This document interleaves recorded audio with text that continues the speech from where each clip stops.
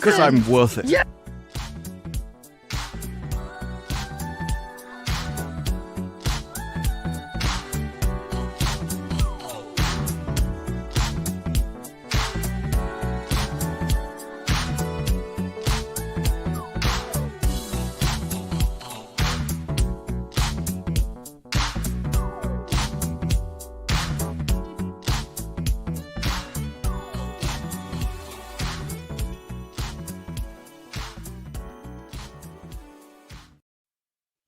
Hello. We made it. Are you okay? Did you see me scream during the countdown? No. It fell over again. So Disparu is being attacked by technology right now. AI has officially taken over, and we can blame the new Xbox CEO because maybe Disparu retweeted something that made her mad. I don't know. I always know she's Indian. I'm trying to curry favor with her. But she. AI is she. Kidding. The curry favor joke was the better one. My fan fell off the back of my camera as I stood up, like I'm some kind of fat elephant that causes earthquakes. So I tried to fix that. It fell off the cable. Then the cable came out the other end. I knocked a light over, and it started collapsing. I even said start quick before it collapses. It just fell over and fainted immediately. Yeah. Never have one problem when it can cause 7. No, it's true. But we made it. We're here. We are down one saucer. But she may pop in later, but busy. So you got us. You got poor squirrel. I know. Disparu emotes in the chat, which by the way, there's Disparu and extra emotes finally. Disparu is like my favorite emote that I have. It's just with a squirrel. The squirrel. I mean, you chose him. I know, it's so funny I love the way that one turned out. You should have seen Ian. You would have been so happy to see. At one point, he's just like, I just have the cord. I'm like, I wish you could have started like that. Well, it fell over, but it still was attached to the cord, so I started pulling it up by the cable. It just fell off the end. Then I pulled harder, it came out the other end. It was a massive disaster. I saw a tweet from Ian where he was like, I was on a tiny little helicopter, and when we landed, the one crew on staff just went, get out. I'm like, I don't think that says more about the airline than you. Like, what were you doing to her during the way? I can only assume it was a plane flying into Scotland, though, as no one wants to go. Oh, that's why it was so tiny. They have to use jumbo jets coming out, though. I've never been on, like, a tiny plane, just, like, regular planes. I feel like it'd be kind of scary. Regular planes are massive, though. That's what I mean. Like, it was a man, wasn't a woman. Okay, get it? It's 2026. Disparu, calm down. How much of a man? This is an air hostess. I mean, to be fair, a lot of the times, I guess there are men. You can't call them stewardess anymore, but there was. When stewardess. I flew from Orlando to Vegas, and that was on. As short-haul flights tend to be, one of your narrower, just kind of two either side thing. And they did it. I've never seen this happen anywhere else. I'm assuming because it was a cheap airline in America. But whenever the pilot came out of the cabin to use the toilet, which was in the passenger one, essentially, was in there, they would get one of the food carts, put it at the end of the aisle, and then get the biggest stewardess you've ever seen in your entire life to stand there so that no one can charge the pilot. As if, does this happen a lot? How come you had to plan for this scenario? But the thing is, the bouncer that they used, the campest guy you've ever seen in your life. Like, he would, like, flounce down the entire airplane, but then he's also the guy, you come near me, I'm gonna batter you. Apparently, it is common. I've never paid attention. I always fall asleep on flights. I've never been in a local American flight. The only other ones I've been are like international. They don't have that. And into European ones, so they use the same kind of small little planes. They also don't do that. So this is in America. We don't know when you're going to kick off. We need a bouncer on board. I sleep until they it's like I have a spider sense when they're coming around with the snacks, and I'm like, I want the cookie. Well, I spend most of my flights sleeping, but I always wake up for the food. Yeah, I just know somehow. Our human instinct is just like survival. The food is coming. Give me the food. Oh, snacks. Yeah. I like the memes. It's like me looking at the stewardess so that she knows I want a snacky, and it's like a cat like, Like you're just waiting, like, please.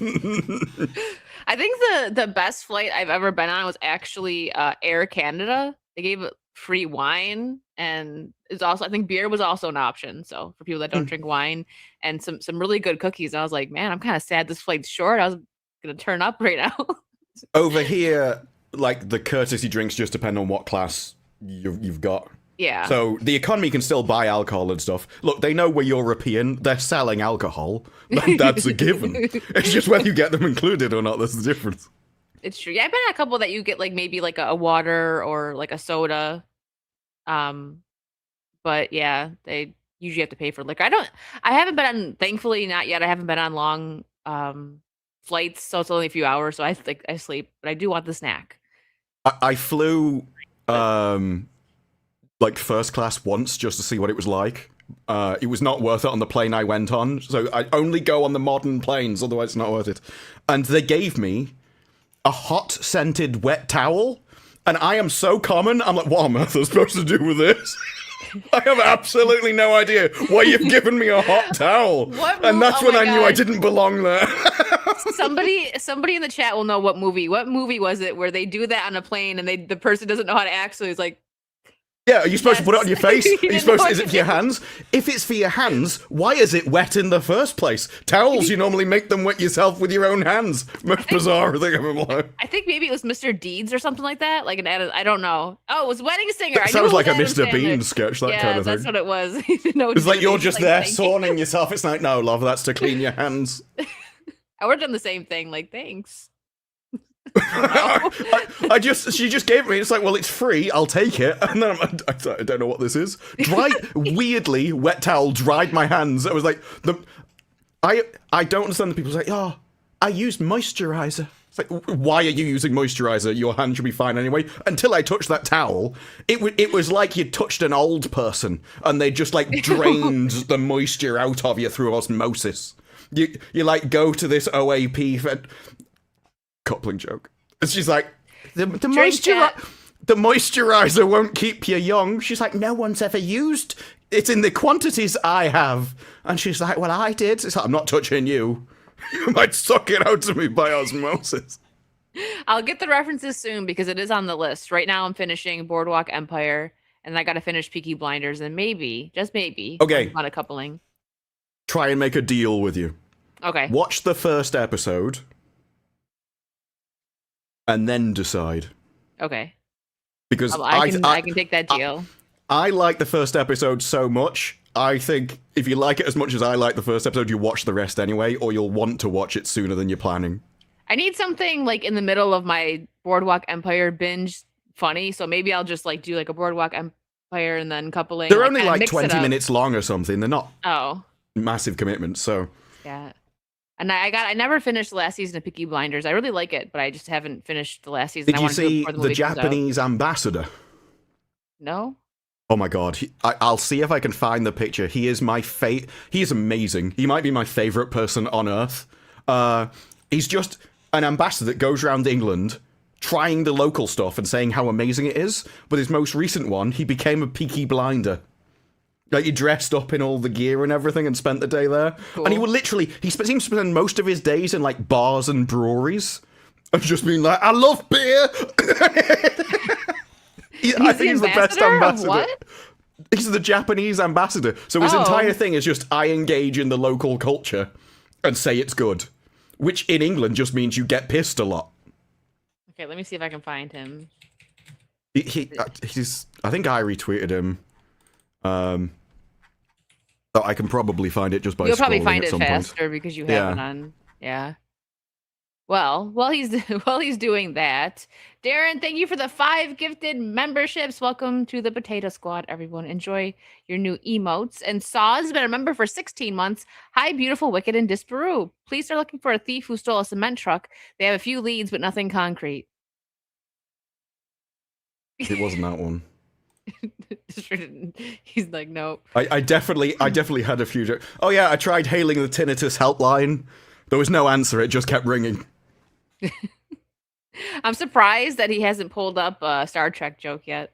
That was a Star Trek joke. Oh, okay. Well, no, I mean like the meme. Sorry. So I guess No, that was a Star Trek said, meme joke. I just read it out rather than showing it. He's like, nope, I got it. And Iris, thank you for being a member for 12 months, whole year. Met you guys in Orlando last year. Will you be attending the meetup this year?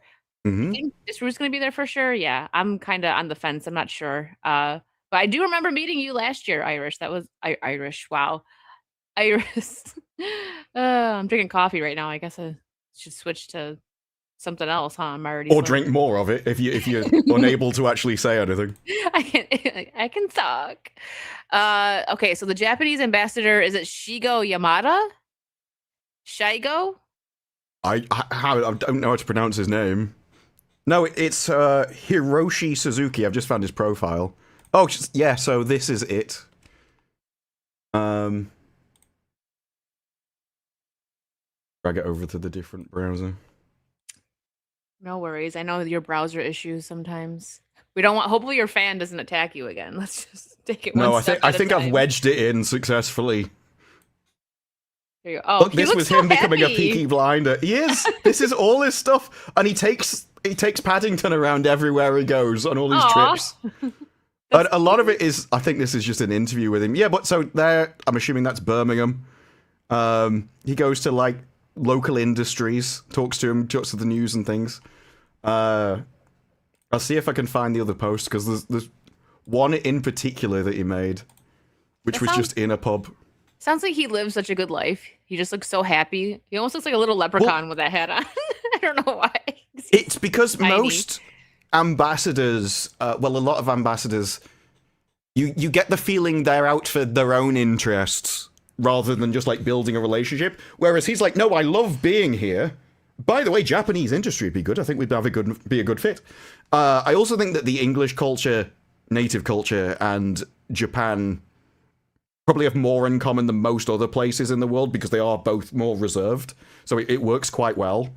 So we appreciate him just going around being like this. This was him. He's just in a bar. But he does this a lot. It's just like, oh yeah, I'll have pork scratchings because I'm in Birmingham. And I'll have this drink. Look how much he drinks. Black country ale. Can you throw down? You're like, he'll stop now. No, he keeps going. He can. Dang. Yeah. I believe that he really does like beer.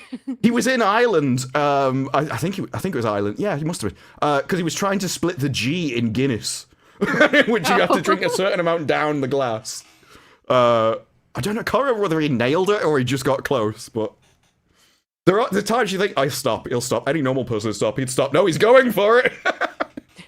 That was a hefty swig.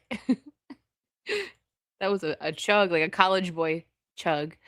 But anyways, you don't have anything shocking to pop up for us before we move on to topics? Because sometimes I do, but I wasn't sure whether to leave it in case X-Ray Girl turns up. Well, if she does it, it'll possibly be the last hour, so you could always bring it back. People will forget by then. Because I don't think they'll forget this.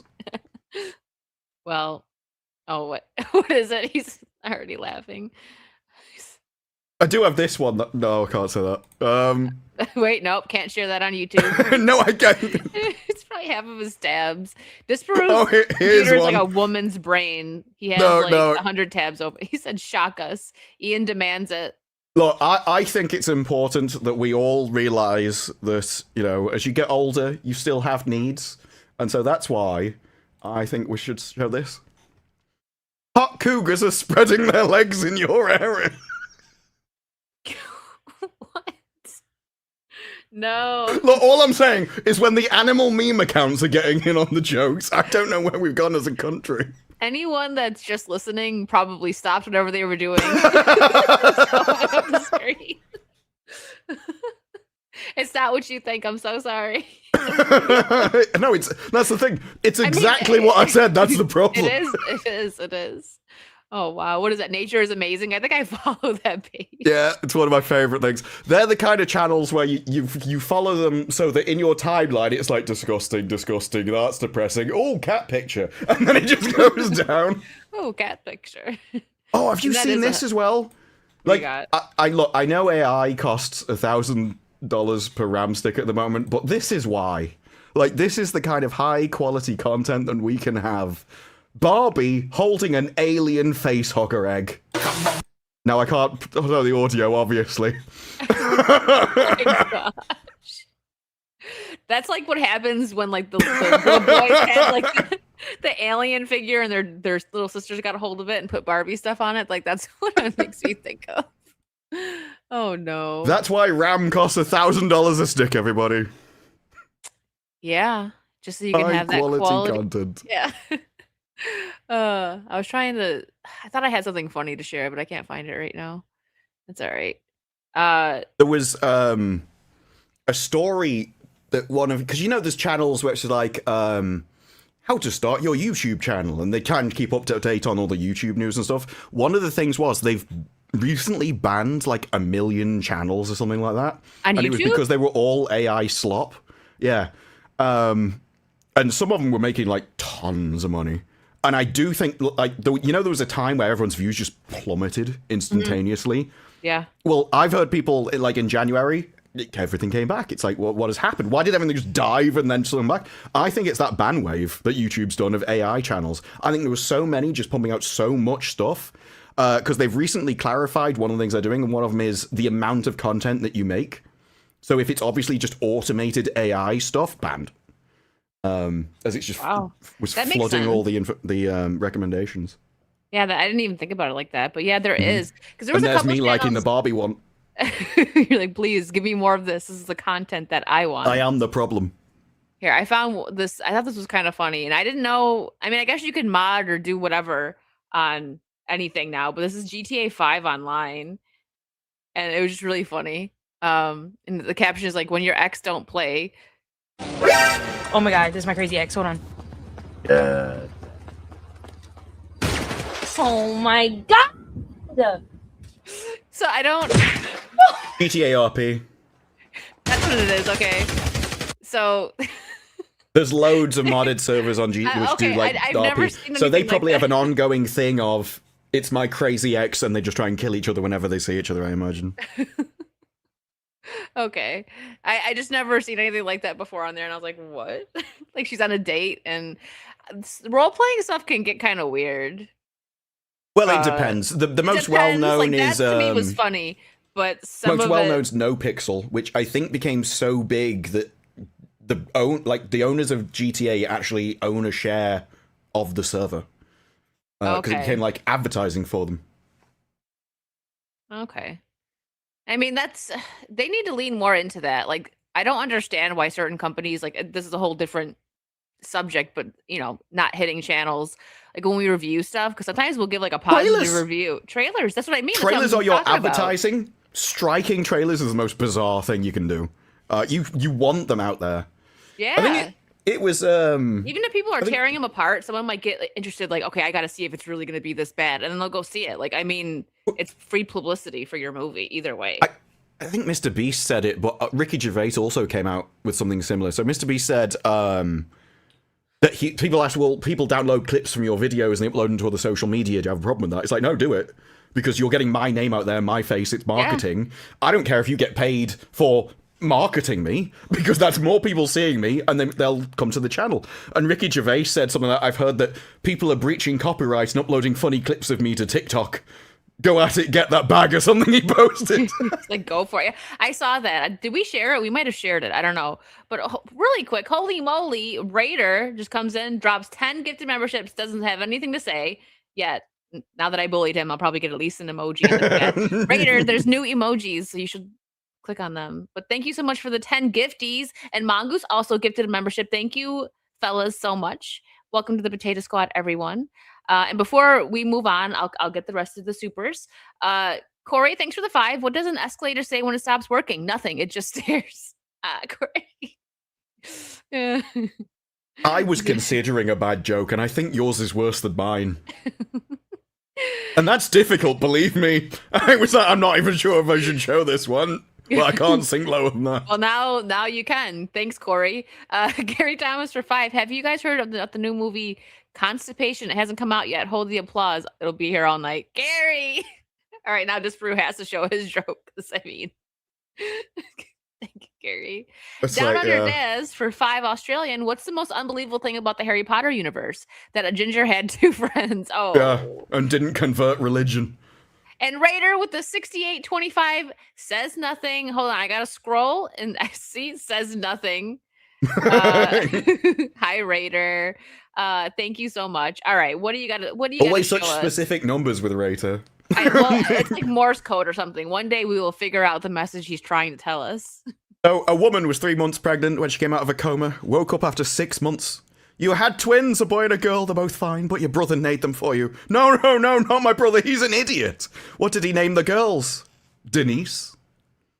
Oh, that's actually a nice name. What about the boy? The nephew.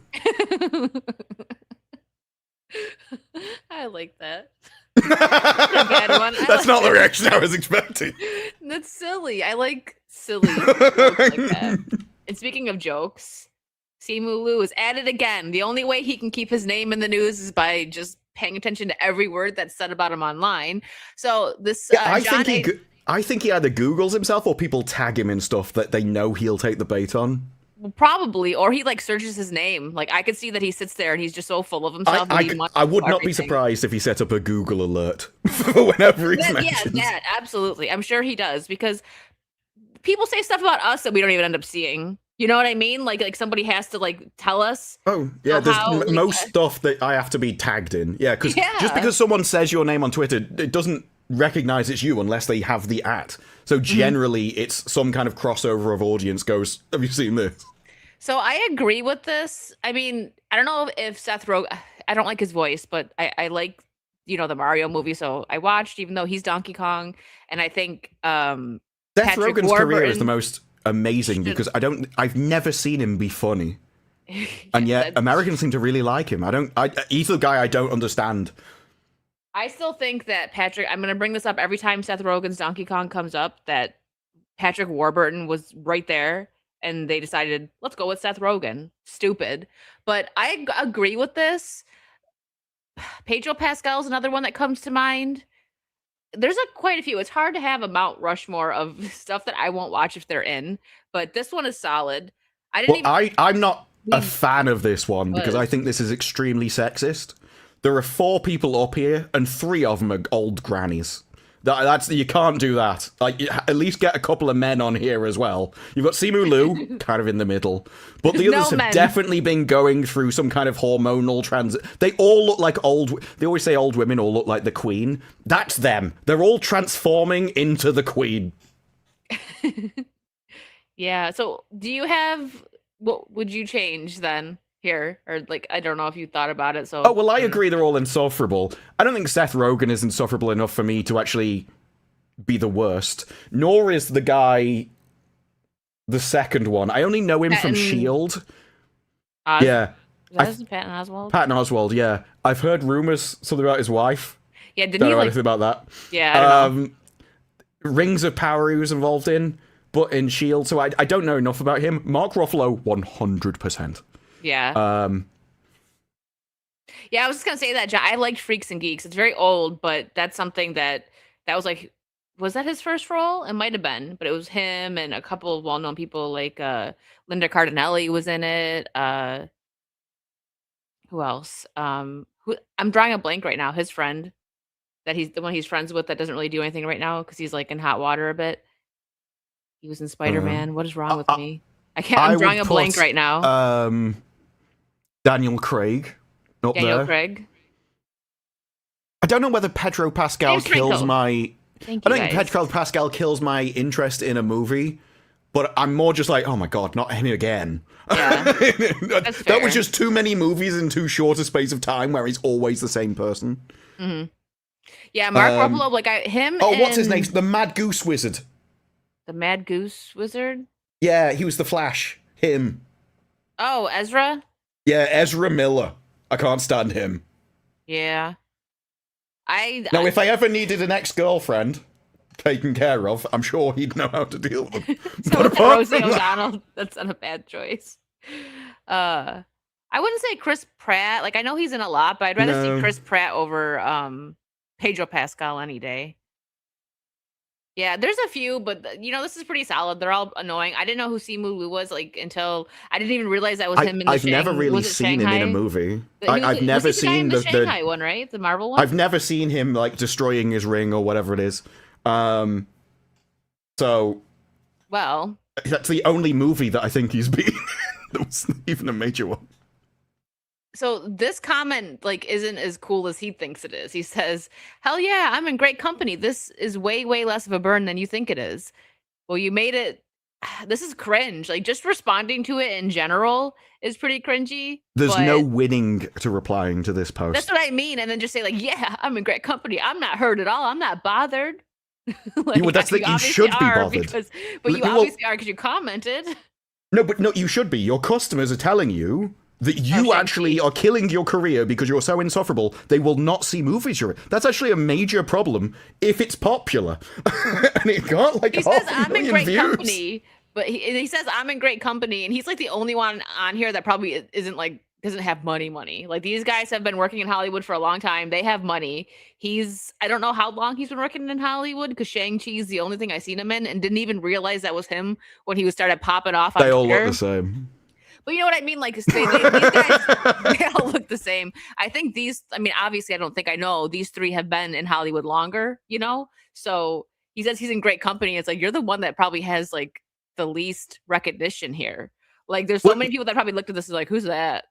No, the problem with his reply is it just proves he can't think of anybody else. He can only see it from his perspective. So Yeah. he likes those actors. But it doesn't matter if you course like he those does. actors. It only matters if the audience like those actors. And if you're hitting lists yeah. of, these are the most insufferable actors in all of Hollywood, that's not good for you.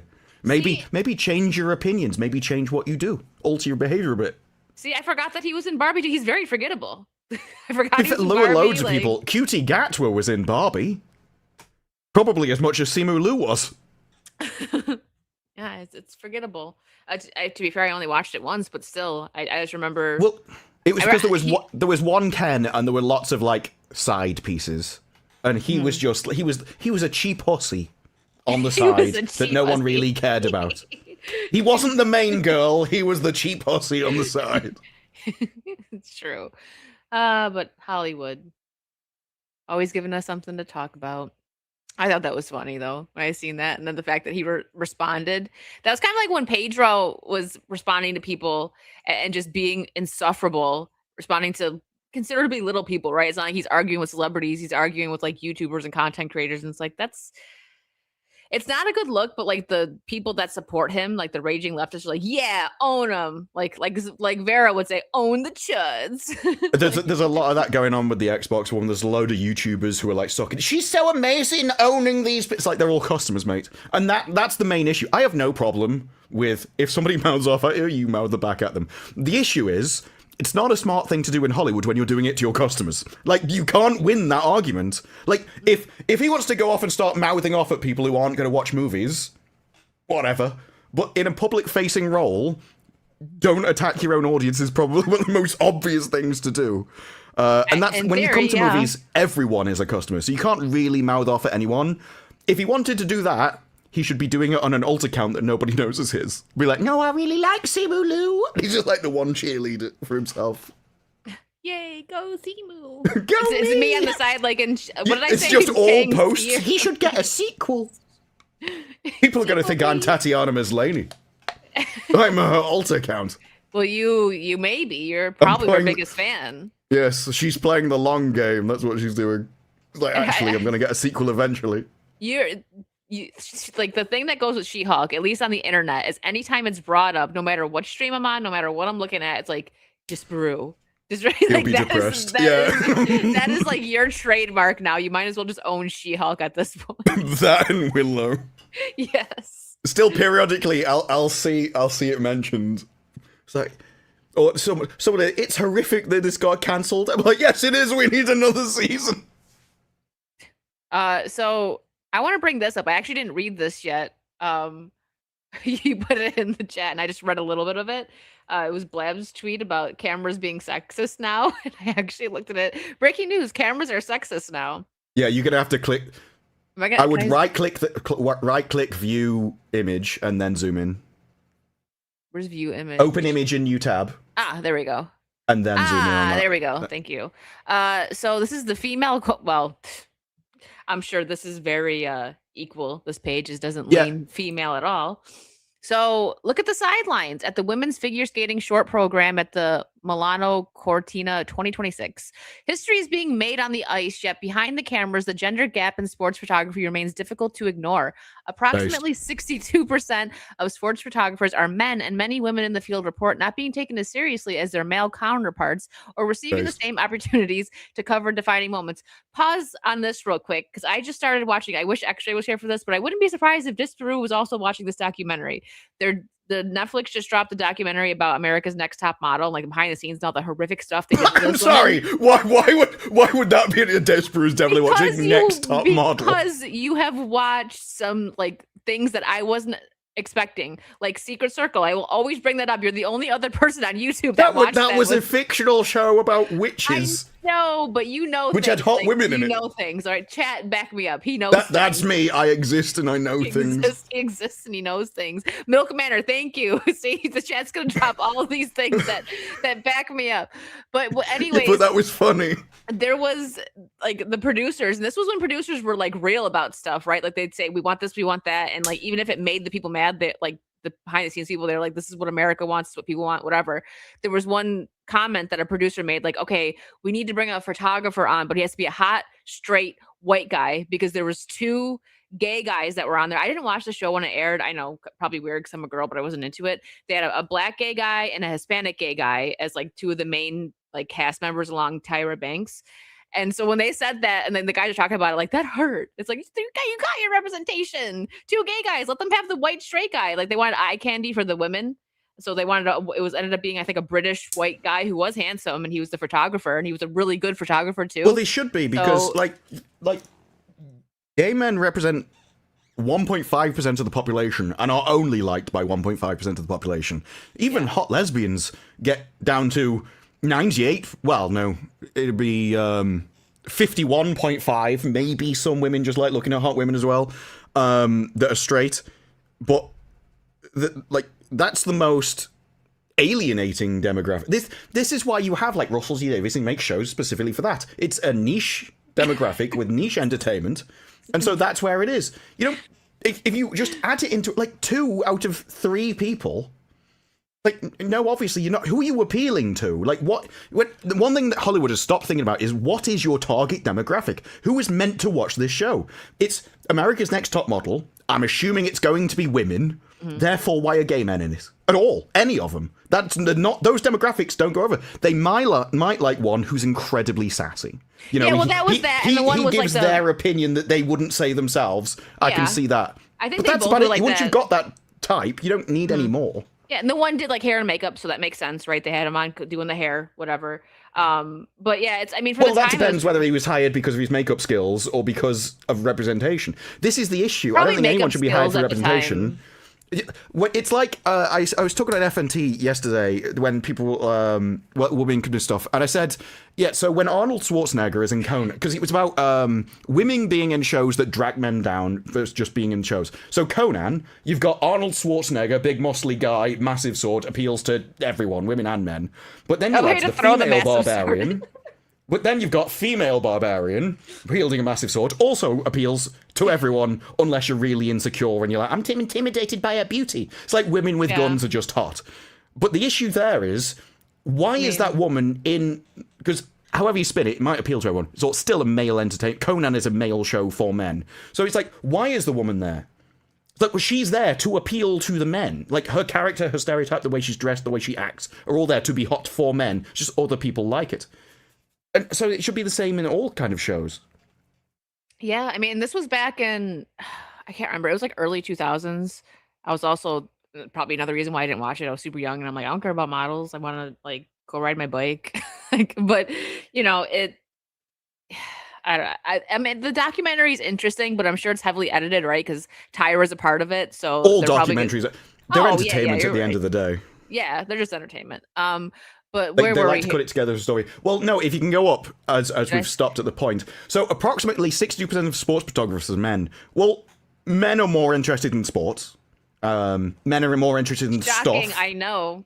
Well, yeah, but men are more interested in stuff and things. Women are interested in social things and people. Yeah. So there will be more male photographers because that's a very gadgety, tech-focused thing, and you are doing a lot of just staring at stuff. You're not interacting with the people. You're like an outside observer. So again, it's more male.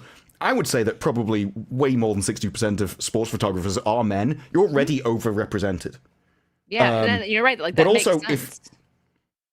Let's be a lot of the Winter Olympics were just men looking at the women, and those male photographers know exactly who their target demographic Like, they know is. where to they know where to shoot from. They know what the guys want to see. All right, so that's like a win-win for guys, and it's just so stupid that they got to point out all that stuff. It's like, how about you just hire whoever is best for the job, no matter what their gender is, no matter what their skin color is. Like, this whole movement is really retarded. Like, that's why people, it's like when you're flying a plane, like, everyone makes the joke that, like, as long as it's a white male, you're good, because you know that he knows what he's doing, because he's been discriminated against at every single step, and he still made it. Yeah. But when it comes to who's the best part of the role, I can see identity playing a part in that. I would say that a male sports photographer is better for a male target demographic of viewers than a female one, because he will know what they want if he's the same. There was a guy earlier on the Xbox stuff, and I'm not going over to that topic, but he was like, I don't think you need to be a gamer to make games or run a gaming... Of course you do! So you have the experience, so you need to know what you want, because otherwise you're trying to simulate something that you would know innately. So, again, you have to ask, why is that photographer there, and who is he there for? Because he can't be there for everyone. There has to be a target demographic that this production is made for. And if it's mixed... then it's not a case of, oh, well, you just want women because women evolved better photography talent, did they? And that your point goes over with when I was talking about the America's Next Top Model, right? They wanted a hot white guy for, like, the eye candy for the women watching and for the, like, models participating. And also, he was a good photographer too. Like, from what I could see, I didn't watch the show, but a little bit of documentary, right? But he knows what people want to see. If he's taking pictures of these models, he knows what he's doing, right? Like, so it goes, your point is made with that as well. And then they had to, like, say something about it, though. Like, even the gay guys were like, oh, he was hot and stuff, but they still had to complain, like, I can't believe the producer said that. Like, it's like, I can. Like, that's what the producers need to do. They need to produce. Like I say, it comes down to, why are you there? Because there may be roles in there which have nothing to do with beauty at all. But on America's Next Top Model, where only women are watching... yes, every person on it should be there for the female gaze. That's the entire thing that you're after. That's all that should be there, and only that. Or I can really see the catty, sassy guy. I think that would appeal. Yeah, and they had that. Both of them were that. So it's like you had a little bit of everything. So they threw in a hot guy for everyone to look at. So it's like everyone wins. So I don't know why they even had to throw that. It's because the documentary is being made now, right? If they would have made a documentary like after the first season aired in the early 2000s, nobody would have said anything. They wouldn't have been like, oh, like, why do they have to say a straight, hot white guy? They wouldn't have said a thing because they liked looking at him. Even the gay guys did. This last line here, though, when more women are behind the camera... There's the bit in the middle first. Oh, this?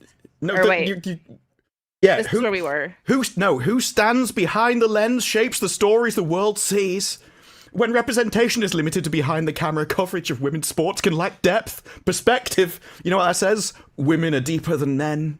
They're the really complex ones. The ones that men can't possibly comprehend. You're behind a camera, love. You're not writing anything. You're taking photographs of somebody else. This is the opposite of your ego. This is you capturing someone who's better than you.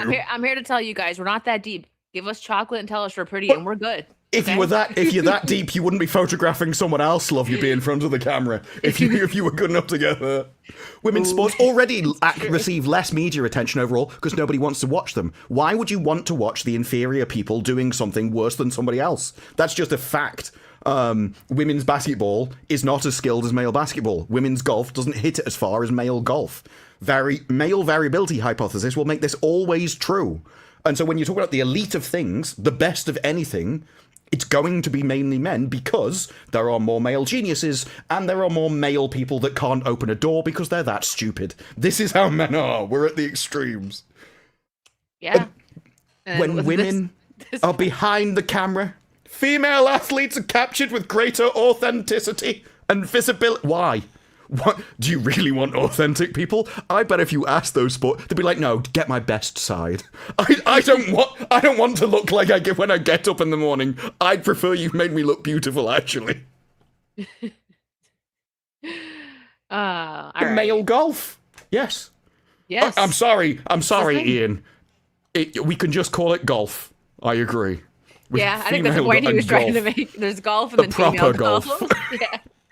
All right, let me catch up on supers and then we'll move forward. Thank you guys for the love tonight. Jason Webster with the Australian 10. Fascinating parallels between Japan and Britain. Both are island nations. Both have rich What history was and that? complicated. Britain. Britain. You changed your accent when you said the Did word. I? Yes. I've been hanging around this you room know, too you know, much. a bottle of water. You did that with Britain. Britain. I've been hanging around this room too much. Both have I rich don't history. say that. I know. He's like, how dare you? Confrontational relationships with mainland medieval powers, China and France. Yeah. It's yeah, I mean, when you go into, you don't have to go far back in Japanese history to find out they weren't the same people then as they are now either. But just as two people, I think if both countries merged, they wouldn't. No, that's the wrong way of putting it. Like, I think if the Japanese and the English merged, they wouldn't offend each other too badly. I think it would fit in quite well. Which isn't the same as a lot. Because a lot of people, they go over there and they're amazed. Like, there are little English towns that Japanese people come to, and they think it's like a film set because it's like they haven't seen anything like it. It's too beautiful for them. So they think it's fake. It's like, there are signs all over in Japanese, I live here. Don't open the door. That is so funny. Listen, Japanese tourists are like, they're really funny. I see them a little bit in Florida, and it's just like, what the world around them just like kind of stops, and it's like they got to stop and like things that we just think are so normal, they're just fascinated by. But we're the same over there. That's what I was gonna say. The thing of us when we go over there, we're like, oh my gosh, they have vending machines for everything. I've never been there, but I've seen videos. And I'm like, I want to go so bad one day. Their 7-Elevens are just like vending machines that just make full meals and stuff. It's really, yeah, that's so. I want to make some ramen over there. Like some of the stuff looks so good. One day I'll get there. I would love to go to Japan. You've never been to Japan, have you? No.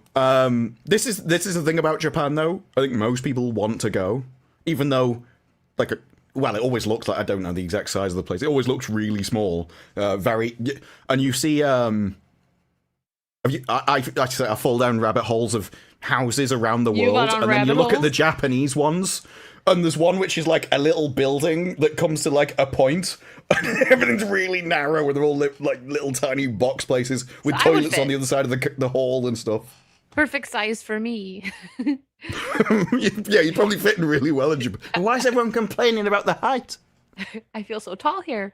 Ian, thank you for the 50 pounds. I don't know how he says nothing. I can't do it. I can't.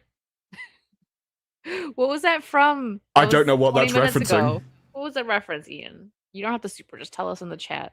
I'm confused. I can't even think what it was about in the show. You thinking coupling? I don't know. Our show, because I thought maybe he was referencing coupling there. Never mind.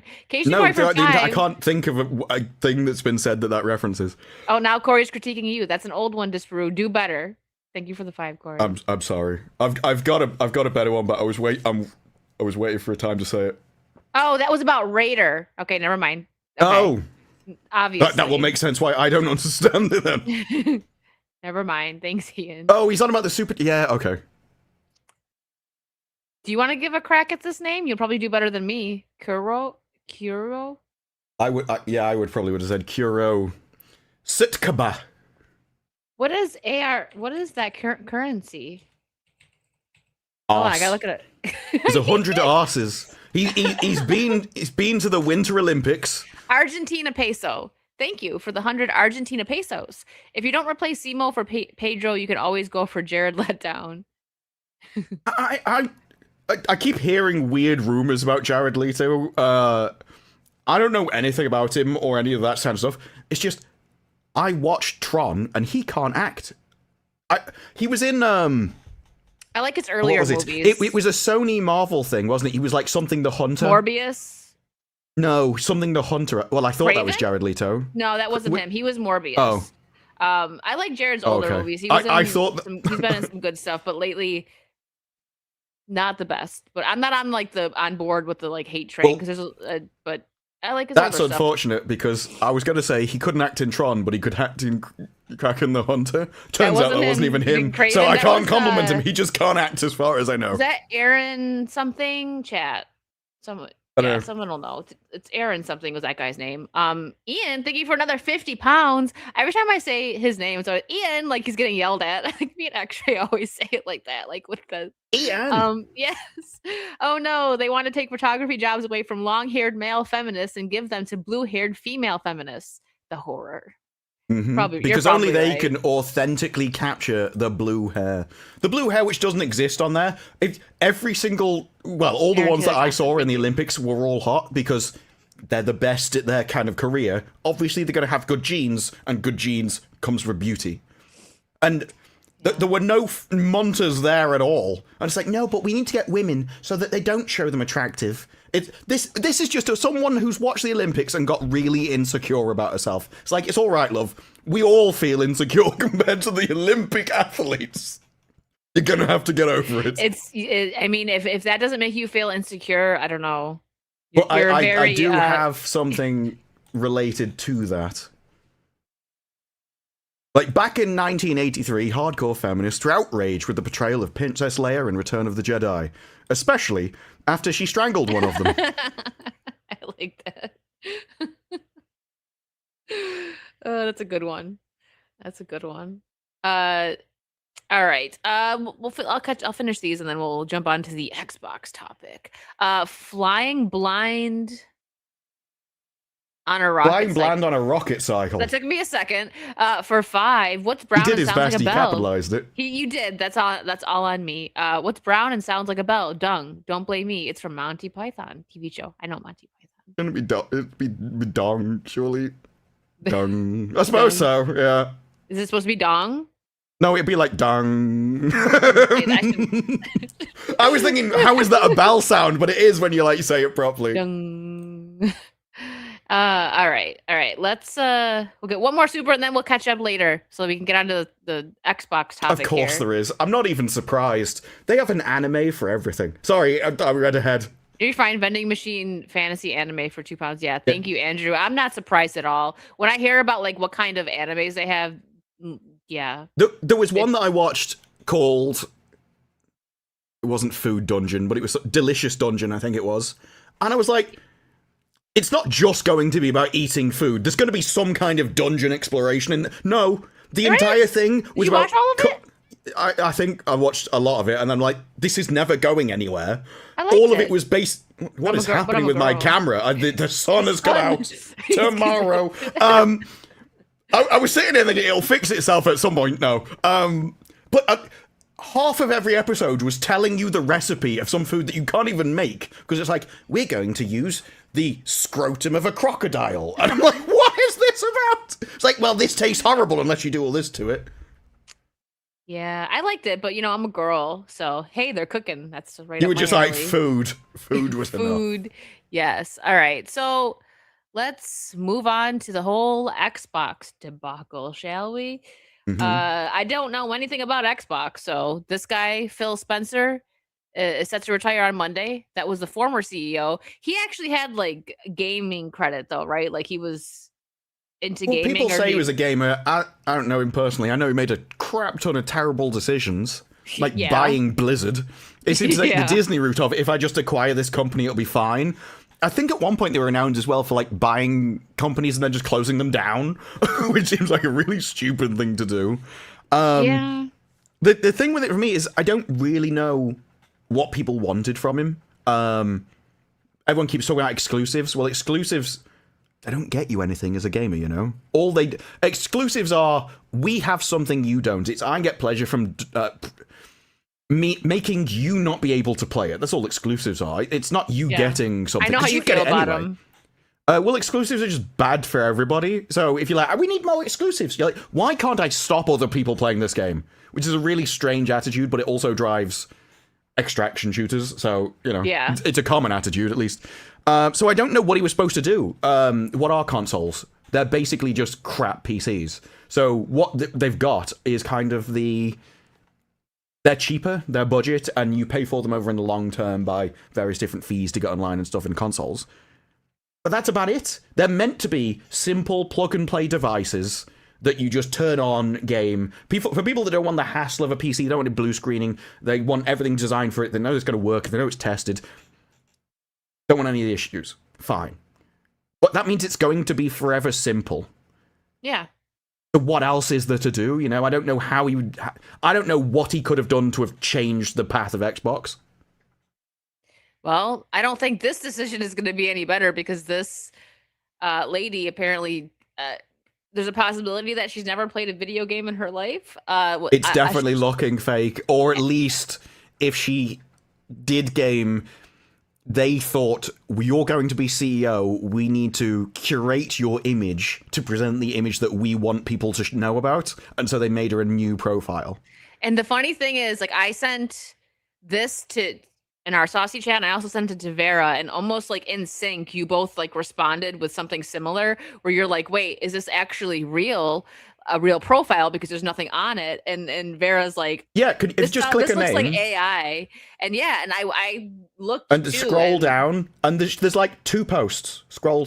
She either That's it. yeah, she did. And when was this created? 2021. 21. So she either now she is followed by a lot of people, but I don't know whether they were followed them after she was announced as a CEO.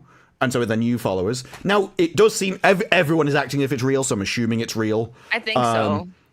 But I don't think that she's replying to these people. I don't think the CEO of a multi-billion-dollar company is doing the replying replying on Twitter to trolls and trolling them.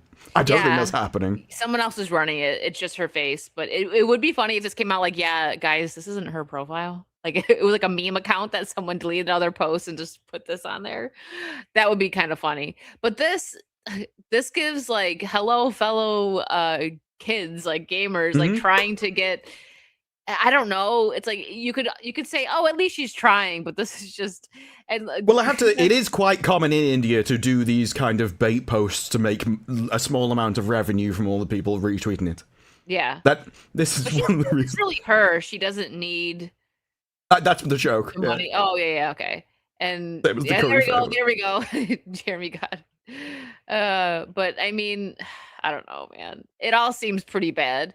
So the new Microsoft gaming CEO wants to prioritize games with deep emotional resonance and distinct point of view. That is the most effeminate, womanly comment that you can make when you're taking over, which even that is deeper than what she originally said. But for me, it's about the emotions. I want a diverse point of view, and it's about the emotions. Oh, God, no. That shows that she really has not been paying attention, because all these companies that are trying to be very diverse, their games are not doing well. So, well, she didn't. If you know, she did avoid the view, but that is what distinct point of view means. An emotional resonance. This is one of those things where it's like, yeah, okay. So if you remember your great games, a lot of them are less something that left an imprint on you. Like the first Metal Gear Solid definitely had emotional resonance. Yeah. But a man would never use those terms when you're talking to men about it. You don't go, didn't it make you cry when this happened? It really hit you in the feels, didn't it? Like, this is... You don't understand how to communicate with the people because you're not of the target demographic. This isn't you. And that's one of the issues. Yeah, I want to make them feel something. Like, okay, an example. The ending By the way, of Red Dead Redemption. Firewatch. Nobody liked Firewatch. Well, I don't even know what that was. It's a walking simulator. People took the piss out of it because it's not a game. Like, you just walked around and a story was told to you. Okay, well, yeah, never even heard of it. But you can point Years out, like, old. The ending of Red Dead Redemption 2. As a female, it made me sob. And I know, like, guys that watch it are like, man, yeah, that was sad, but they didn't sob. You know what I mean? But people talk about it, but that wasn't the game itself was just good. But, you know, the emotional part, it's like, you really don't know games if that's what you're trying to go for. Like, deep emotional resonance. No, guys want to honestly, shoot things, she would have... Gamers would have loved her more if the first thing she did was just drop a slur. Like, that is the kind of audience that you're dealing with. If you just like, I want to bring back COD lobbies. They'd be like... Oh, yeah, that actually would have been iconic, and everyone would be like, I love her. I don't care what her credits are. She's a great CEO. We are going to follow Xbox now. Like, but this is the kind of thing, like, if you were, I mean, it's just, if there was just some kind of footage that she'd done from a previous thing where she'd been in FPS, and there's just, like, chat logs of her really having a go at somebody, and then people would be like, yeah, I know that kind of thing. Like, a lot of the emotion that people get when playing FPS games is not crying. They're pissed off. They're really angry. But that's part of it. It's part of the male, competitive attitude. And she's like, no, Firewatch. It's the story-driven games. It's it's like she come out and go, oh, I love Telltale and all. Like, Tyrion Lannister really made me cry. Have you played, like, fully played any of the Telltale games? No, I think I watched some of them being played by streams, but I can't really remember them. So I played, I think I played a little bit of the Batman one. I never finished it, and same with The Walking Dead. Didn't know there was. Oh no, I do actually. I Yeah, do they're okay. Like I wasn't into the Walking Dead game, but I don't know what got me into the Telltale. I think I just was bored one day and I picked it up and I was like, okay, let's follow the story. But then I never ended up finishing it. I tried to play it, it bored me. One thing I learned from just watching other people's streams is it doesn't matter what you choose, it doesn't change anything. So when they're like, so and so will remember that. The most interesting part of that system is at the end when you find out how many other people chose your choice, rather than any impact it actually has on the story. Yeah. No, I agree with that. I think that's why I never really just got into it, you know. I tried, but I have like a wide variety of like what I'm into, but overall I like a good story-driven game or like open world or, you know, horror. Or I like just think- Resident Evil, like I call that like escape room horror kind of, like it's I just prefer to read a book than play a Telltale game, as they're both fair. like very narrow one-choice stories. Don't pretend with me that I control it and I'm playing it. Just give me the book if you're gonna don't do lie that. to me. Or even like choose your own adventure books, because at least they had genuinely arcing stories. Yeah. No, I agree. So the new Xbox CEO just started gaming on the platform this year. So Now it's clearly a fake profile that's been created for this. The interesting thing with it is there are some games out there where she's played like 43 hours in a week. This is a highly paid executive at a multi-billion-dollar company who has time to play 43 hours of one game in a week and then more on other games. do you think it's either not her account, like you just said, it might be fake, or it's just I think it was made for this. I think they knew she was going to take over, and it's all been set up a month ago. somebody else played for her? Or 5 it friends. was just it's AI that has played for her, and they've just opened up the things. Some intern got paid to just play for Yeah, I wouldn't be surprised if it was something like that. But as she was the head of AI, I wouldn't be surprised if they've been testing AI playing games or something in some of these work. Because some of it has been 100%ed and things, which is weird. Like she 100%ed the, what is it, something like X-Ball, whatever it is. I've got 12 and a half hours in that game. It would not take me another 30 to max it. So that's actually really slow for some reason. But I think it's just like a Twitter account. A Twitter account has clearly been cleaned for this position. That's clearly been made for this. So they're in utter control of the narrative. I think all of this is part of a huge marketing PR thing, and everyone's just seeing through it. Is this someone making this was fun her of her? first state. This is his state. This is him basically summarizing her first statement. Her opening statement that said to everyone was awful. And it was Hello, this. I am CEO. Plan for Xbox. Return of Xbox games. No bad AI, good AI. I will finish the fight. That's pretty much what she said. Yeah, it was awful. Oh, that was someone saying, I think you're... About her Twitter feed. I don't believe you're replying. I think you're an AI. Now, an AI could still go beep, boop, beep, boop. Or you could just be paying somebody in the company to reply on Twitter. Yeah. But I don't believe that's her. No, she has an assistant or someone. Like, you're not going to make me believe that this woman who, especially since it just got announced that she's taken over, like she's going to sit there and watch all the hate and stuff when she's got a company to run. I don't believe it. It's like if Bill Gates started being sassy in my comments. He's probably got bigger things on his mind.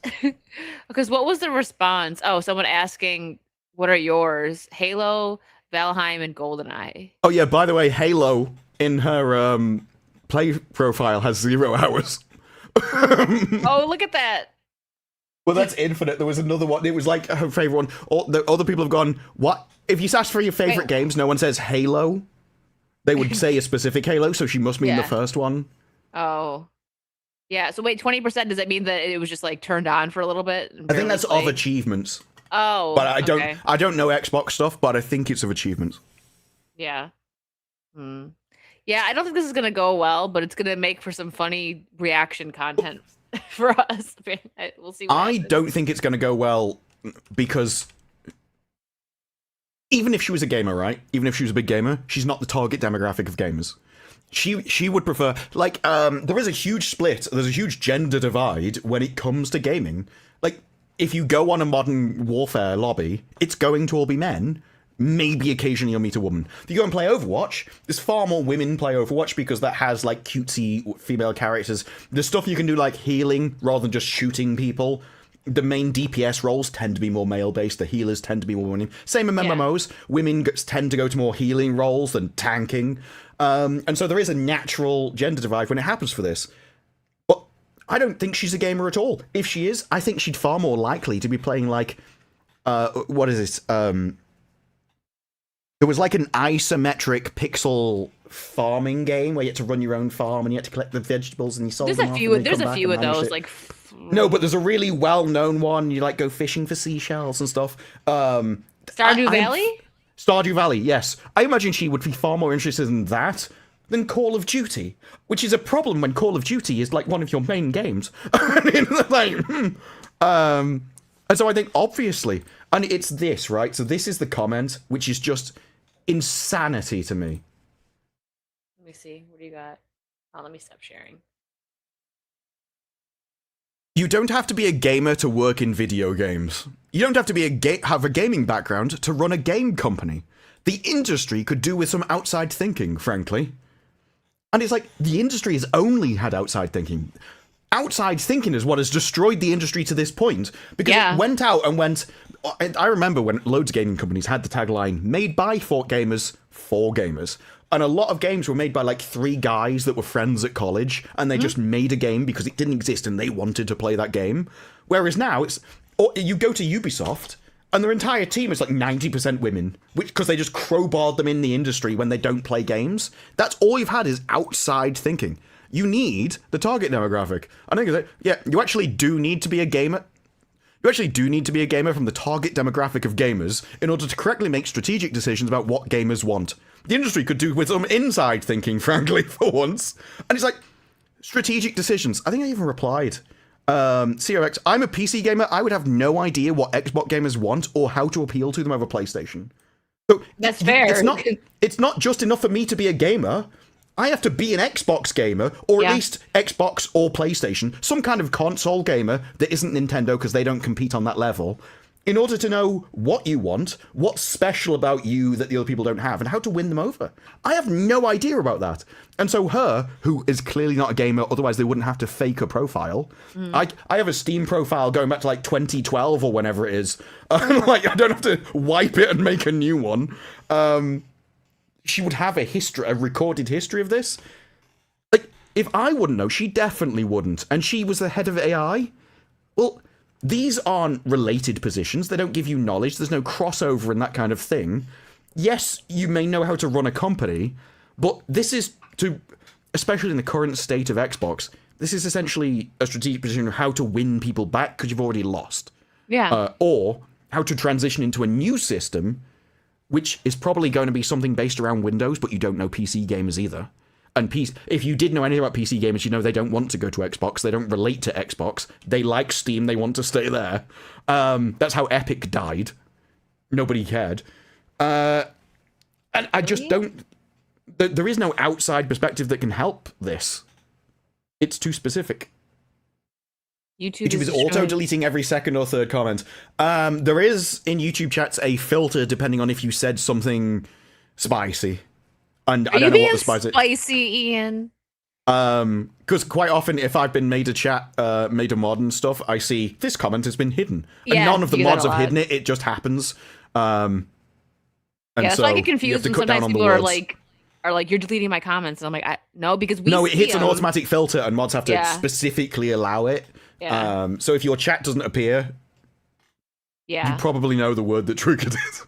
Yeah, or you don't because YouTube is sensitive sometimes. Because I put mine on to not be moderated, but they still, like, no matter what you choose, it's still. I got censored in, I think it was a game called Combat Arms for the word GRAN, GRAN, and I still don't know why. You know, And on Dead by Daylight, you can't even say beach because they think you're trying to say like the B Oh word. yeah, so they're now banning words which get around the other word. Yeah. Yeah, because I was trying to be like just silly. Like I always say, like when they camp, like you know how they camp in that game. I'll be like, next time take me or bring some s'mores if you're gonna take me camping, and I put like beach at the end because I know that you can't swear. And it deleted it, like edited it. And the funniest thing is playing with Mazza and then seeing him type into like the type chat, and it's just stars. Like the whole thing is just blurred out. There was a game called Puzzle Pirates, which used to, because it was a pirate game, the filter would just replace whatever you said with pirate slang. And so you would see people, and it'd be like, oh, carbuncle, or it wasn't that, it was, it's been so long since I've played it. Vincent knows what I'm talking about. That's what the chat looks like in Dead by Daylight. Oh, it'd be like, oh, scupper, and all that kind of thing. And sloop was another thing that I think it censored. There was it censored something with, so it would like replace the swear words with pirate words. Oh wow. There That's was ridiculous. I can't remember the thing that would like grows funny, on the bottom like, of ship holes that you have barnacle? to scrape off. Barnacle. Oh, barnacle was yeah. Oh, I mean, So I people, guess you just it's see kinda someone go, funny. oh, barnacle, and it'd always be things like that. That's kind of funny. I thought that they were like deleting it. No, that's actually kind of funny. No, they just Because the replaced it with pirates- pirate slang, No, so I like it that, all actually. fit into the thing. I think it was really well done. It's best kind of filter that I've seen than just Okay, stars. no, I like that. I like that actually. All right, let's get a couple supers. Thank you guys. Joey Tribbianister, what's up, Joey? Thank you for the 5. Hell yeah, I like seeing beautiful women in my media, especially twins. What can I say? I love boobies. You know what? Live your truth, Just like, man. boo. Boo. For $4.99. How many Hollywood actors does it take to change a light bulb? Just one. They stand still and the world revolves around them. It's a good one. very old joke, but I appreciate that you made it topical. Yeah, right. We appreciate that. Thank you, Ulf. Market reality for 5. Doesn't the new British anti-feminist have purple hair, Amelia? She does. She's I think become an that's one of the icon. reasons. I think that's one of the reasons they probably made it that way. But they don't realize that now you've made it weird. So that's how memes are created. You have an expected thing, you've made it odd, and now like. Look, if you're going to make someone base, don't make it a hot woman. Like, it's the Right. most obviously easily memeable thing ever. I love how as soon as Like, he's a hot oh, woman, you- his you camera know what- brightens. You know what definitely won't make men join the cause? Hot women. They're going to Yeah. be... And I think this is genuinely... There's so many more people than people expect. I think it's a much larger percentage than people ever think that can't think from any perspective on their own. They can't virtualize other people's... So they think, I hate hot women, therefore I'll put a hot woman in this. Like, she makes me feel insecure, therefore it will to them. And everyone else is, this is the most base thing I've ever seen in my life. Sorry, I'm not skipping anybody, but Ian for 50 pounds. Fuck you.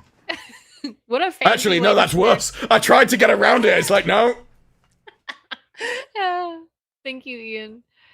Chat's being silly today. Cal, thank you for the 2. Leto was Joker in Suicide Squad for 30 seconds. Well, it probably was Yeah, 90 I didn't seconds. like let's be his fair. Joker, but I don't think that's his fault. I think it's the not. makeup. I don't think I ever I- would have liked it. I didn't like the makeup, and I always argue that he is when he's given a good script, he's a good method actor. Like he has previous stuff, and especially around that time, that was before he started. Like that was kind of the start, I would say, where his movies went down. 'Cause I think he had just gotten Oscars and all this stuff for the Dallas Buyers Club, which was a good movie. But yeah, I would have liked to see him actually be able to portray the Joker with a good script and a better look. I didn't like the look, but we're never gonna get it. It's fine. I'm over it. Market reality for 5. I played the very first Halo, and it's still their best property. The game, not the show. Yeah, I love how you had to clarify that. Listen, he's like, I don't like the show.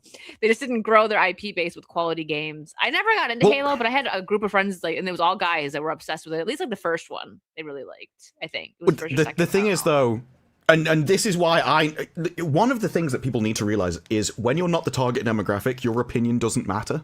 Like, Yeah. you're irrelevant to the conversation. And so I know my opinions about Halo don't mean anything because I have no attachment to it. I was on PC, so if it was not on PC, so it was never a game I cared about in that way. Yeah. So I don't really. I was watching the TV series completely Didn't know any of the lore or the problems, and I still hated the show. But that is a case of she has to work out how to make people like Halo again. And I don't know how you do that in the modern thing, because I think PlayStation is also moving away from exclusives, because you make more money if you sell it to more people.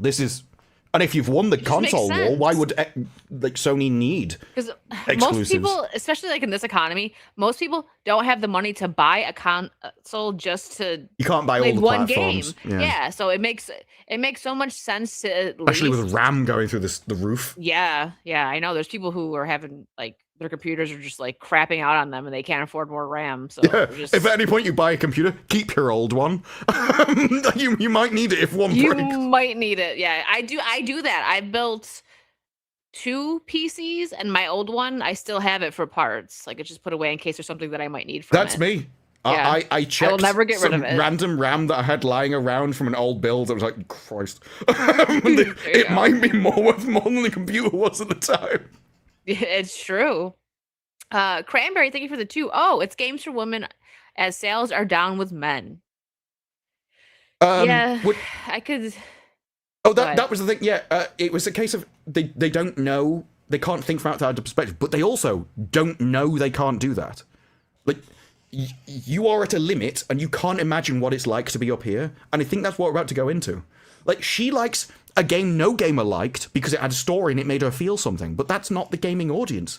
And so if her idea, I'm going to get exclusives, they're all going to be really emotional walking simulators, because that's what she likes. This is why it's really important. Actually, they were right, representation is important, but nobody realised it because the best person for the job always took that into account, or you had a better quality of person that could abstract. But now as standards have dropped, everyone's hiring people that can't abstract, and nobody realises they can't do this. People still think everyone else can perceive the world the same way they can, and they can't. It's true. I gave up like trying to think like why are people this way, because you can't put yourself in someone else's head, right? But a lot of people just think that everyone thinks like them.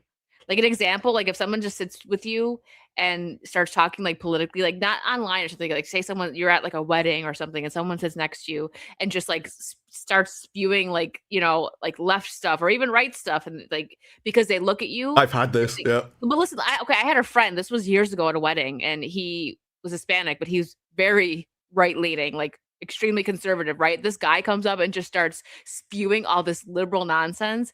And when he walked away, like we kind of giggled at the table because the majority of that table that we replaced with each other were like all more conservative. And I'm like, damn, just because you're Puerto Rican, he thought he could come up and that you were automatically on that side. Oh no, I get it too because I'm a woman. Like people will think like they'll start talking crap about like conservative women. I'm like, oh yeah, well, I got news for you. Go ahead though. What was your story? That means you're gay. I was in Birmingham, and one of the hotel staff started talking to me. I can't remember what started the conversation, but I remember his comment when he was like, well, you know what America's like, they're getting rid of all these people coming into the country. And he's talking to me. And then he went, it's really weird of Americans because they're all immigrants. And I just went, I realised I'm in a foreign place. I'm leaving this place. And I don't want to piss off a load of people in Birmingham because I need to leave. I need to know I can get there. And I'm like, well, at first I'm like, you idiot. This clearly isn't wrong. But I'm like, I also don't want to give him an education about the last 200 years of American history. Like, all right, you got a minute? It depends how far back you go. And he went, well, no, however, however far you back, they're still immigrants. I went, well, you could say that about anyone in the world. And we're like, this guy clearly hasn't thought about it. He's repeating somebody else's opinion to me through him. That. He hasn't thought about this. This isn't his opinion. He doesn't know anything. I'm essentially arguing with a proxy ghost that was given to him years ago. And I just look, this isn't worth it. And I just walked off. And I'm like, of Birmingham, of all places, I would have expected people to have realised why what you're saying might be a load of nonsense. But no, even in the heartland. And it's why I'm like, well, look, if you want this stuff, I'm more than happy to leave you in your own pit. Because I would not want to live in Birmingham. What were you sharing here? Sorry, I didn't even notice you had that up. Oh yeah, this was one. I was like, well, we're the X-Ray's here, but instead, as X-Ray isn't here, I think we should have cat X-ray instead. Perfect. As everyone knows, cat girls are the best girls anyway. What is this? Radiologist, don't worry, X-rays won't harm you. I'd mute it. It's a visual thing. It's like what the hell's going on? There's the radiologist.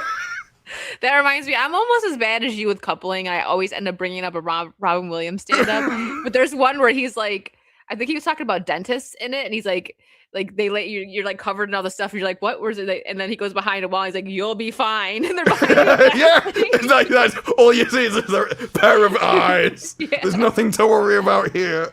Yeah, no worries. It's like, don't worry, this won't hurt. And you're, it's like, it sounds of it. It's about, there was a guy, I think it was Bill Bailey, who said, dentists are so bad, they have like their own language.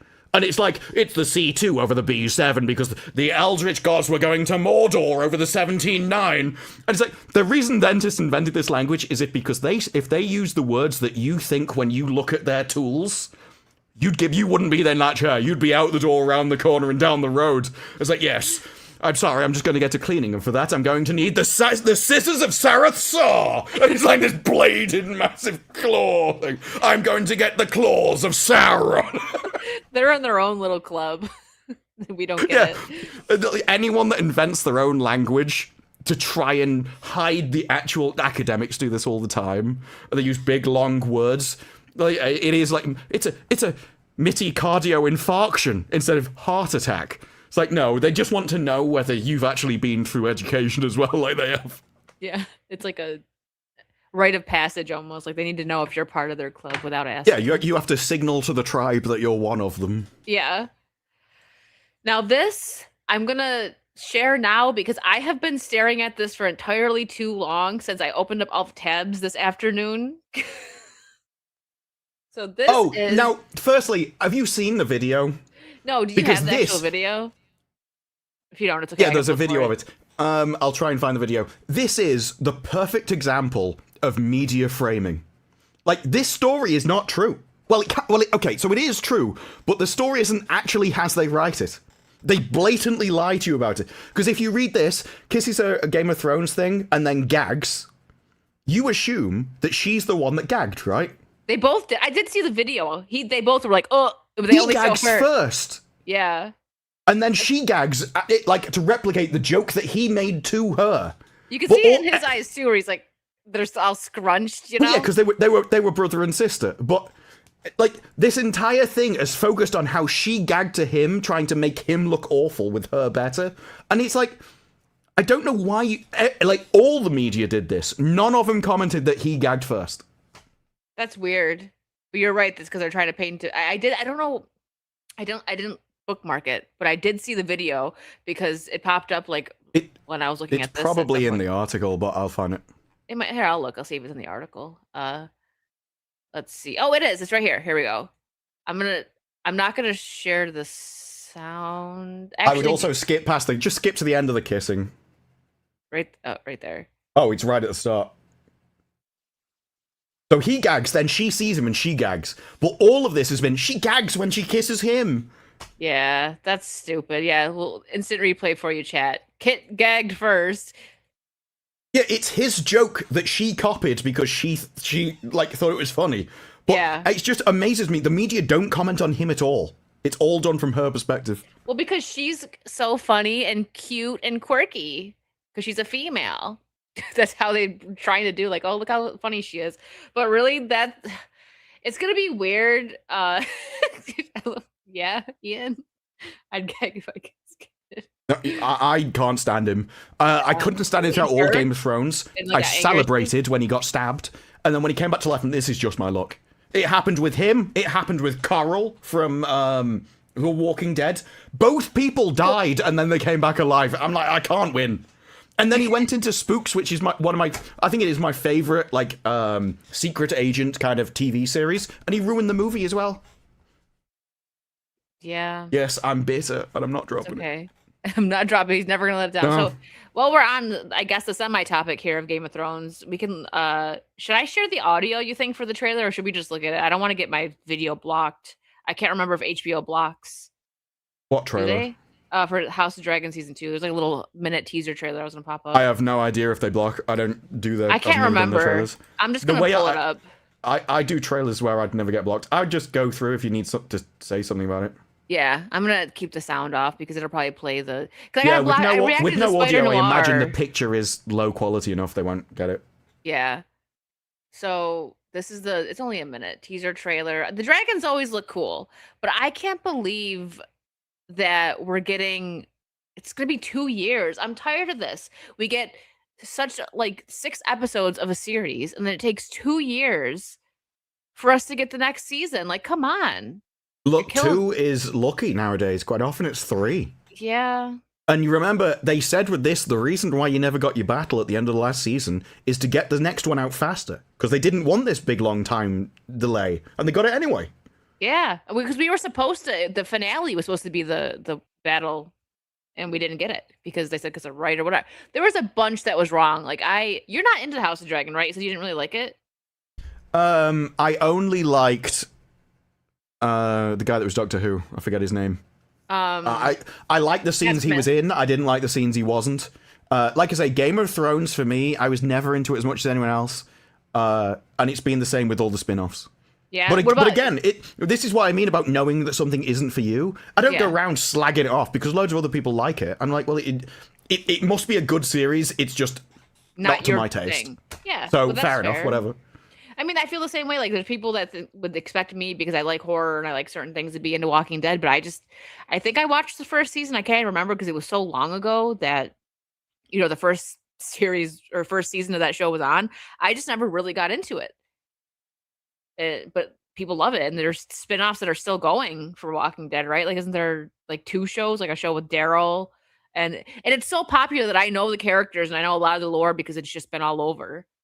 So I know a little bit of it. But... Yeah, Walking Dead just got very repetitive. The thing with the issue with Walking Dead is it didn't realize that a zombie show, the best thing is the zombies. It's not humans. I know loads of people go, well, no, they said things about 28 years later, this second one. Well, it's an amazing film. It doesn't have any zombies in it, though. So, well, that's a terrible movie, then, because it's meant to be a zombie movie. Obviously, the zombie's supposed to be the threat. That's why season 1 of The Walking Dead's the best, because the zombies were a threat. And then the moment you set it in a prison, where now the zombies are no threat, it got awful. Because now it's just a load of people crying about how awful their life is. Well, I don't care about you, because you don't exist. I want the zombies. So I'm not going to care about whether you're upset, because you don't exist. I have enough trouble caring about people's feelings as it is. But the minimum standard that I have to care about your feelings is that you will actually physically exist. Yeah. I don't think that's a high standard. No.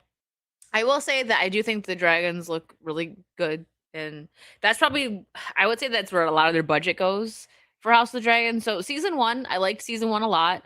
I was pretty late with that too. Like I think I was almost a year late. So I got to just watch that and then jump into season 2. Hey, I mean, you're faster than George R.R. Martin. Yeah. Season 2, I liked it, but it was, to me, I feel like there was too much filler.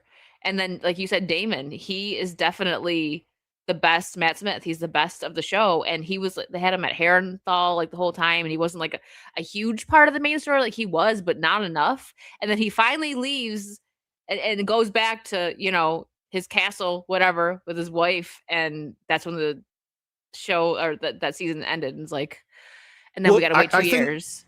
My issue with it is it's down to like a fundamental disagreement about how you make a TV show. So I think that TV episodes should be satisfying in and of themselves. You should never sit down in a week and think that was awful. Like, I'll have to wait. You might have a 2-parter very occasionally, but most episodes of television should be their own self-contained story, which is satisfying just on that week. And the thing about these is they're not. And they might be 3 or 4 back to back where nothing happens. And that's too but much. We're going to have a battle at the end of the series. And so people didn't like the second series because the battle wasn't there and they felt like they'd been lied to. But to me, that just means you sat through a load of stuff that you didn't like because you thought something might get better eventually. Well, to me, that's just a bad way to make a TV show. Even if you cut off the last 2 episodes of a TV series, the rest of the series should still have been satisfying in and of itself. And I think that was their mistake. Everyone was expecting some kind of payoff for sitting through something which doesn't actually sound like they like that much if they needed 2 episodes to actually make it worthwhile. Yeah, there were some good parts to season 2. Like I'm not gonna lie, but it's not like just it's a filler season. It's not like episode. I do miss episodic TV, but everything. But I think you can also have Nero the Assassin. I said I really like that.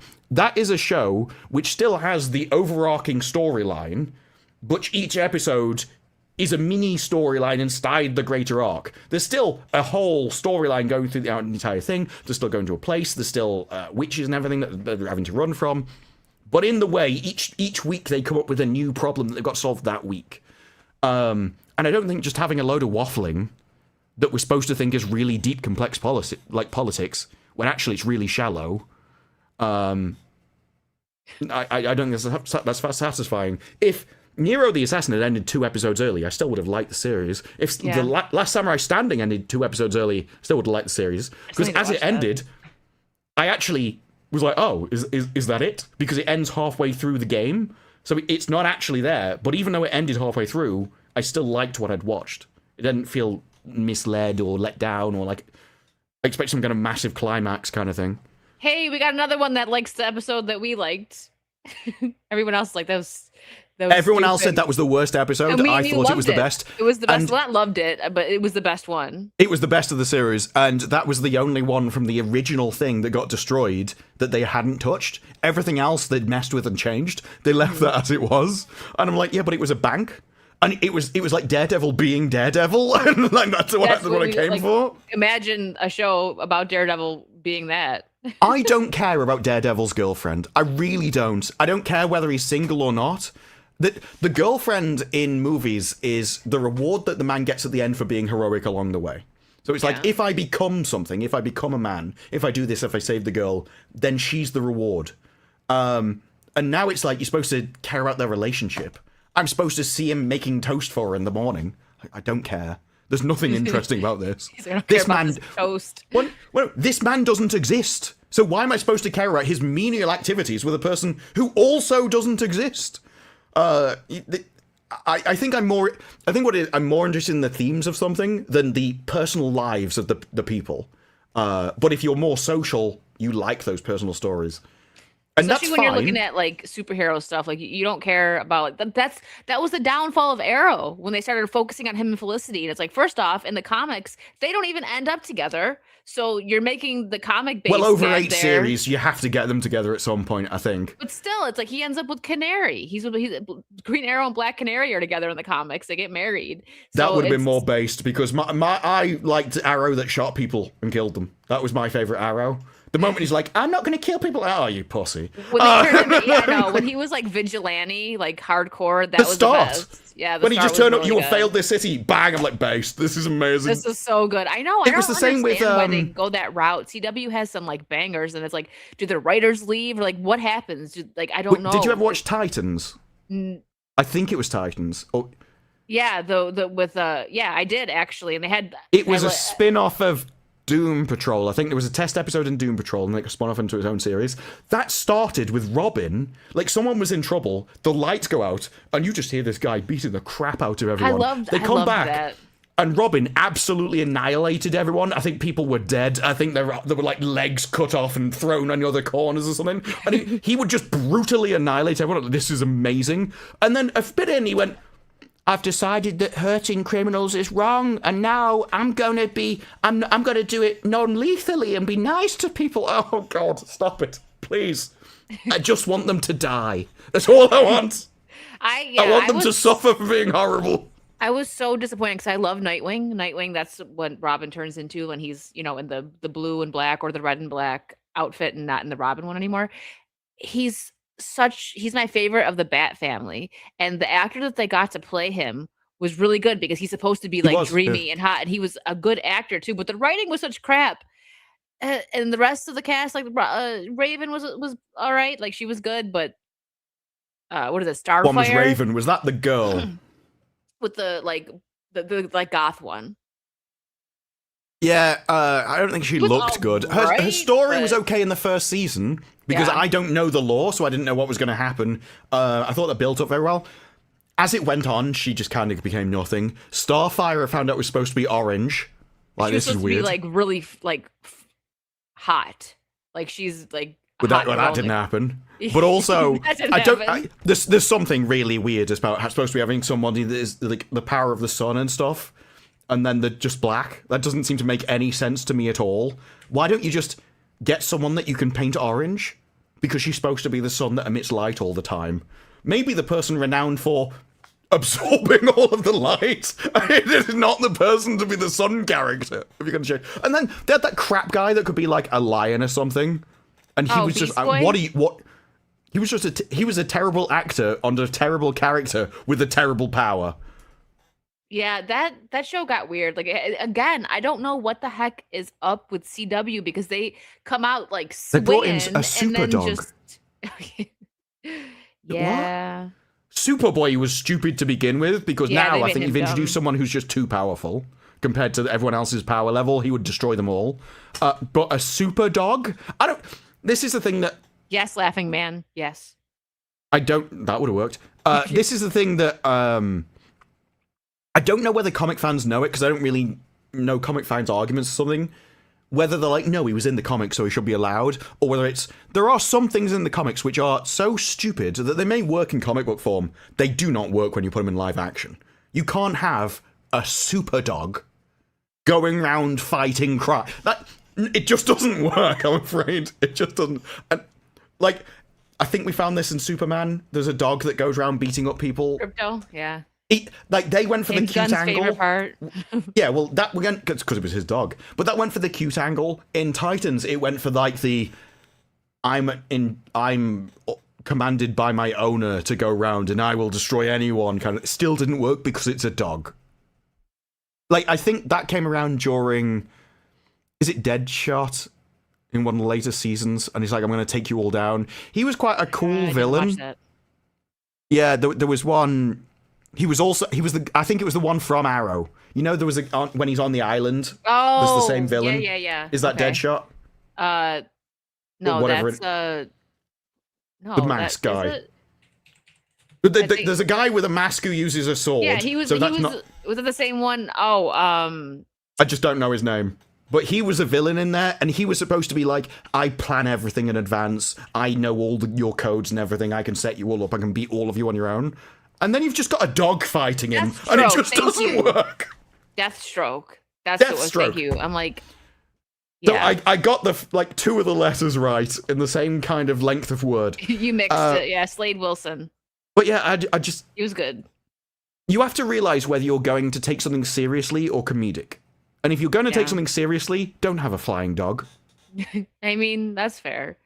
And before we completely move away from Game of Thrones, House of the Dragon, are you watching?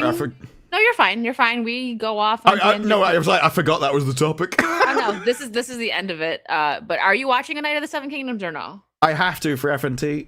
Oh, okay. Well, I'm liking it because I feel like it's kind of like a breath of fresh air for like the Game of Thrones universe because it's just like a medieval show. And if you know Game of Thrones people, then you get the little Easter eggs. They're talking about houses and all that. But you could watch this stand alone. Like if you like medieval stuff, and Yeah. even if you don't like Game of Thrones, I think you might like A Night of the Seven Kingdoms because it's a completely different pace. I'm really enjoying it. The finale is tomorrow.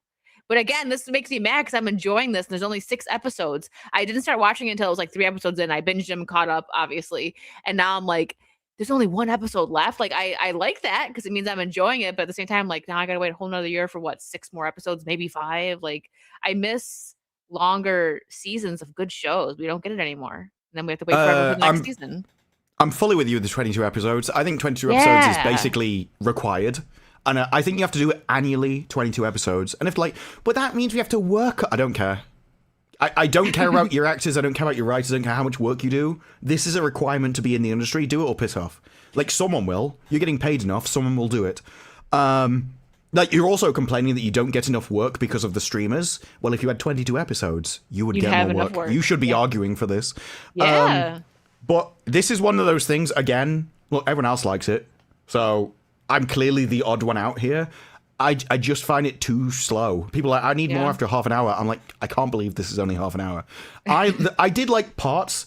So I thought the fight scene was really well done. I liked how they even had it like genuinely done. So you're in big, massive armor swinging a sword, and they very quickly get tired, and they're just like using their own body weight to pull down somebody else because they're exhausted, falling on other people, and the other guy can't do it.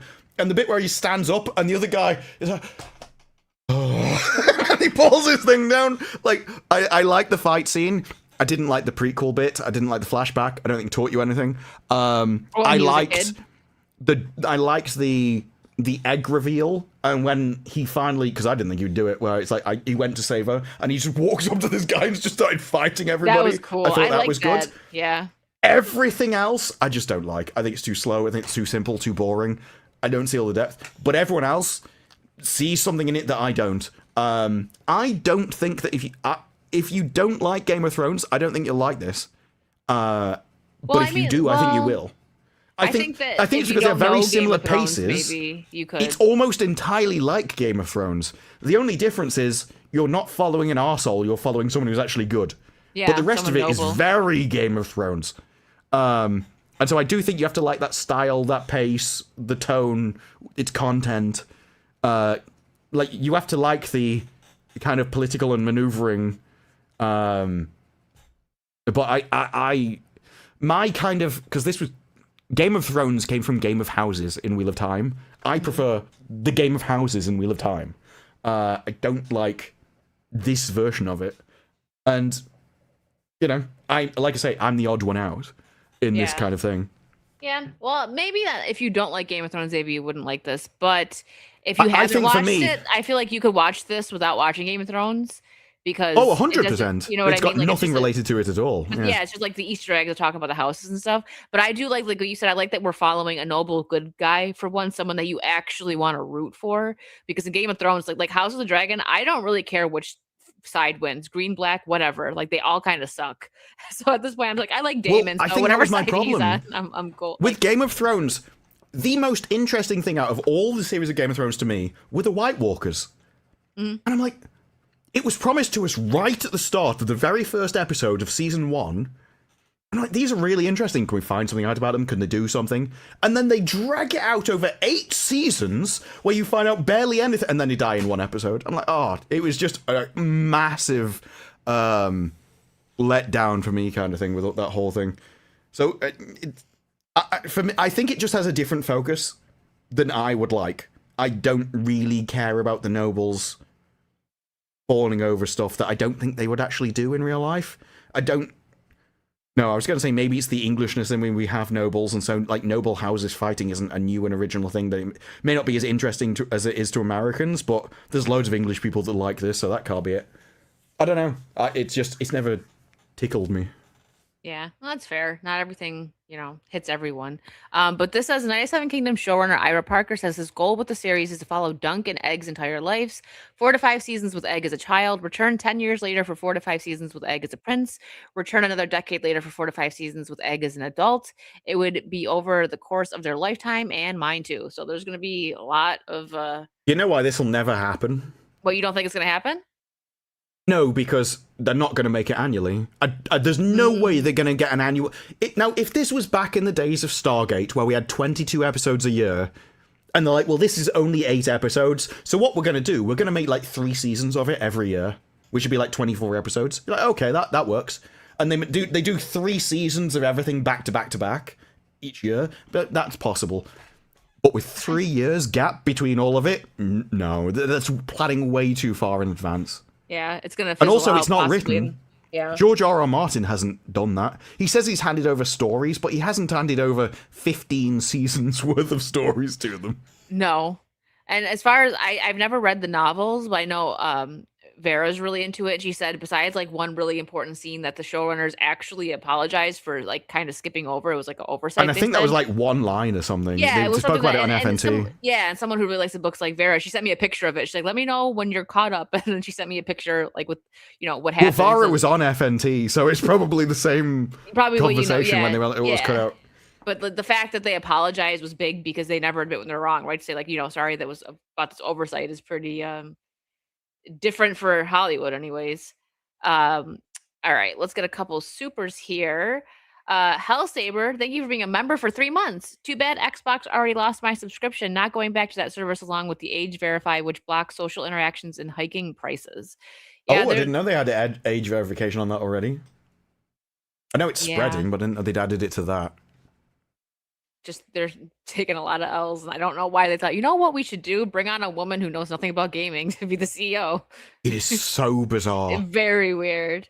And the fact that she didn't know that if you just talk about like Modern Warfare 2 lobbies, gamers will like you. It's like this someone doesn't even know anything about it. It's like, no, just pretend you game. That'll be enough. I think that's what annoys a lot of people as well, is that they know they're being lied to. They know you're a fake and that you're lying to. It's a bit like there was people in college and stuff, and they hadn't come out yet, but everyone knew. And they just kept on and on. It's like, could you just tell us, you know? Yeah, just be honest. And then when they admit it, no one cared. Like, it's not a big deal. No one cares. Everyone's exactly the same with you. But it's the fact that they know you're hiding something, and everybody knows that gets them. It's like, we know you're not a gamer. Why are you pretending? And if she just came out and said that, like, I'm not a gamer, but, you know, I'm going to have people behind the scenes that are gamers to help me make decisions. Okay, fine. Nobody would make a stink about that. But the fact that she has to pretend that she's a gamer, he's like, well, don't speak for me. I'm just saying that compared to, like, coming out and pretending that you're a liar, like, I mean, not liar, pretending that you're a gamer, she is a liar. It's just a bit silly. I do think that she plays video games. I think she's probably played that Firewalk game, and I think that probably did emotionally have an impact on her. But that's not what anyone would define as a gamer. Someone that's played a walking simulator. Yeah. It's like if she came out and said, no, I'm a gamer, I play Candy Crush. I play the Sims. Yeah, if you play The Sims, you're not a gamer. Like, this isn't what anyone means. Yeah. Nope. I agree. As someone who loved The Sims growing up, but I played a bunch of stuff. That was girls like The Sims because it's a virtual dollhouse. Okay. And they get to control all the social interactions. Yes. They're like, yes, Sharon, I know you pissed me off. You're going over there. You're getting walled over with no toilet. The one story that I've always told from back, it's been a long time since I played The Sims, but I remember getting like the Supernatural expansion, and this human was going to marry a vampire, and on the wedding day, like I'm setting up the wedding, he goes outside in the sun and dies, and she's crying over the edge. He didn't want to get married, apparently. I don't know why. The best bit about that is that you found that funny. I wasn't even mad. I was like, oh, dang, that sucks. Sale, thank you for being a member for 4 months. Disparu, I just thought of the game to get women into gaming. Morning Glory Milking Farm, the game. We just need to mod a shake weight. Mm-hmm. I don't get it, but you get it. Morning Glory Milking Farm is a clitlit, or cliterature if you prefer, book about a woman who has student debt and so decides the only way I can get out of my student debt is by milking bulls. Now, these are sentient bulls, and the milking isn't milk, but it is white. And so she goes through, and there's a moment where she goes on a date with this bull. And I know what you think. You're probably thinking this is some kind of humanoid thing, maybe with who? No, this is a full-on cow, right? They look like cows. And he's like, no, put your purse away, darling. I'm not going to let you pay. And she's like, oh my God, the way he offered to pay for the food. I am a good feminist. That is legitimately the line. I am a good feminist. But if he asked me to eat him right there, I would have gone under the table and done it. And this describes... I love that he knows this. This describes the volume in milliliters that's produced. There is a moment in the book where she's a bit late catching it all and gets covered in it from head to toe. And this is a legitimate quote. The seam of his sack is actually described. And if you want to know why are these insane women milking these bulls, it's because all the human men are infertile, and the only way that they can actually reproduce as a species is by using the bulls. They have to milk the bulls to make babies. And you wonder why I wouldn't have been surprised if you watched the documentary. This is an entire series of books, by the way. That's just one. It goes into other species that also exist in this world. So, on the topic of books like that, I had no idea like what Wuthering Heights was supposed to be about, and Vera's actually is now read the the time. book. Is now the time to bring out the article that I didn't bring up at the start. Go ahead. But so Wuthering Heights, the thing that they're doing with it, apparently, like I said, I knew nothing about the book. She told me that it's supposed to be like where you're like longing. Like this is a time where like if you took off your gloves and held hands or touched hands, whoa. So in the book, she said they don't even like kiss or touch each other. So the fact that they made the movie like into like It's some all kind of kissing wall to wall in the movie. I'm guessing they like hook up. So it totally just like nulls out what the book was about. It was more about them like longing for each other but never acting on it. So they definitely act on it in the movie. We've seen that just from a trailer. Yeah, but the other issue is it's not a love story. Like this is a story about more obsession, abuse, destruction. And now women are looking at it and going, this is so hot. But it was never meant to be. It was like horrific things happen to these women. You're not supposed to think, I wish I was her. That's not what's supposed to happen. Well, with the hand or what was the handmaid? What the heck is the one with the housemaid? Women are literally like, I would dye my hair. I would just, they're all like into it. I'm like, dude, he made her cut herself in the stomach. Did you forget about that part? Like, now this is a screenshot from the movie. This was in the trailer, in fact. Oh, you made me watch this before, and I was like, what the heck? Thank you a lot for that. You did make There me watch are a this myriad before. of mucks at play in Emerald Fennell's Wuthering Heights. Now, Emerald Fennell, if you don't know, she is a very, very, very posh, received pronunciation, which is the posh English accent, woman who is the kind of person brought up around fox hunting and horses. Like this is the kind of woman who, as a child, would have gone riding. She went to a private school, and you can tell all by her accent. So she's never had any issues, and she just makes dirty movies for people, from what I've seen. But not all gloop is created equal. Here are some of the film's various slimes, ranked by how much they seem to turn Kathy on. And the headline is, The Sexiest Goose in Wuthering Heights. The goose, no. You want to find out about the sexiest goose? I do not, actually. Are you sure? The chat probably does. I found out about the sexiest He's going to show goose. us anyways. The sexiest goose in Wuthering Heights. There's one of them. Oh, everyone, all the guys look at that and think, whoa, that's what gets me going. I'm going to make an omelet. When you have a crush, anything and everything can remind you of, not that, no. This is why you can't be in charge of Xbox. This is why. This is exactly why. No. Made manifest, who sees her desire for Heathcliff manifest by various oozes and slimes found on the Yorkshire moors. There's little subtlety I look at in that the and film. I'm like, what a waste of eggs. She stuffs her... well, she is cooking them at the time. She's just cooking them while drowning other people. She stuffs her film full of various different substances designed to remind the viewers that there is a very moist, succulent, and sticky story. A myriad of mocks and not all gloop. By the way, this word moist, that was in at least 3 headlines that I saw. Man, some people can't... They like... They cringe. also gave her minge braids. That's not what they called them. They called them V-braids. They deliberately designed her braids to look like women's genitalia. I don't know why. At no point in my life have I ever looked at women's hair and thought, you know what, that'd be better if it looked like it was a little bit off. A myriad of mocks. This just keeps getting worse. So these are pig's blood. Ew. That's the first sexy ooze. Pig's blood. Yeah, okay. There's no pretending that pig's blood is hot. Well, why have you listed it in this then? Right? Leeches. Oh, everyone loves a big leech. Those big fat leeches sucking you dry. That's what... Actually conscious that she's being bloodletted. But they do try to draw some kind of implication between the leeches that are all over her face.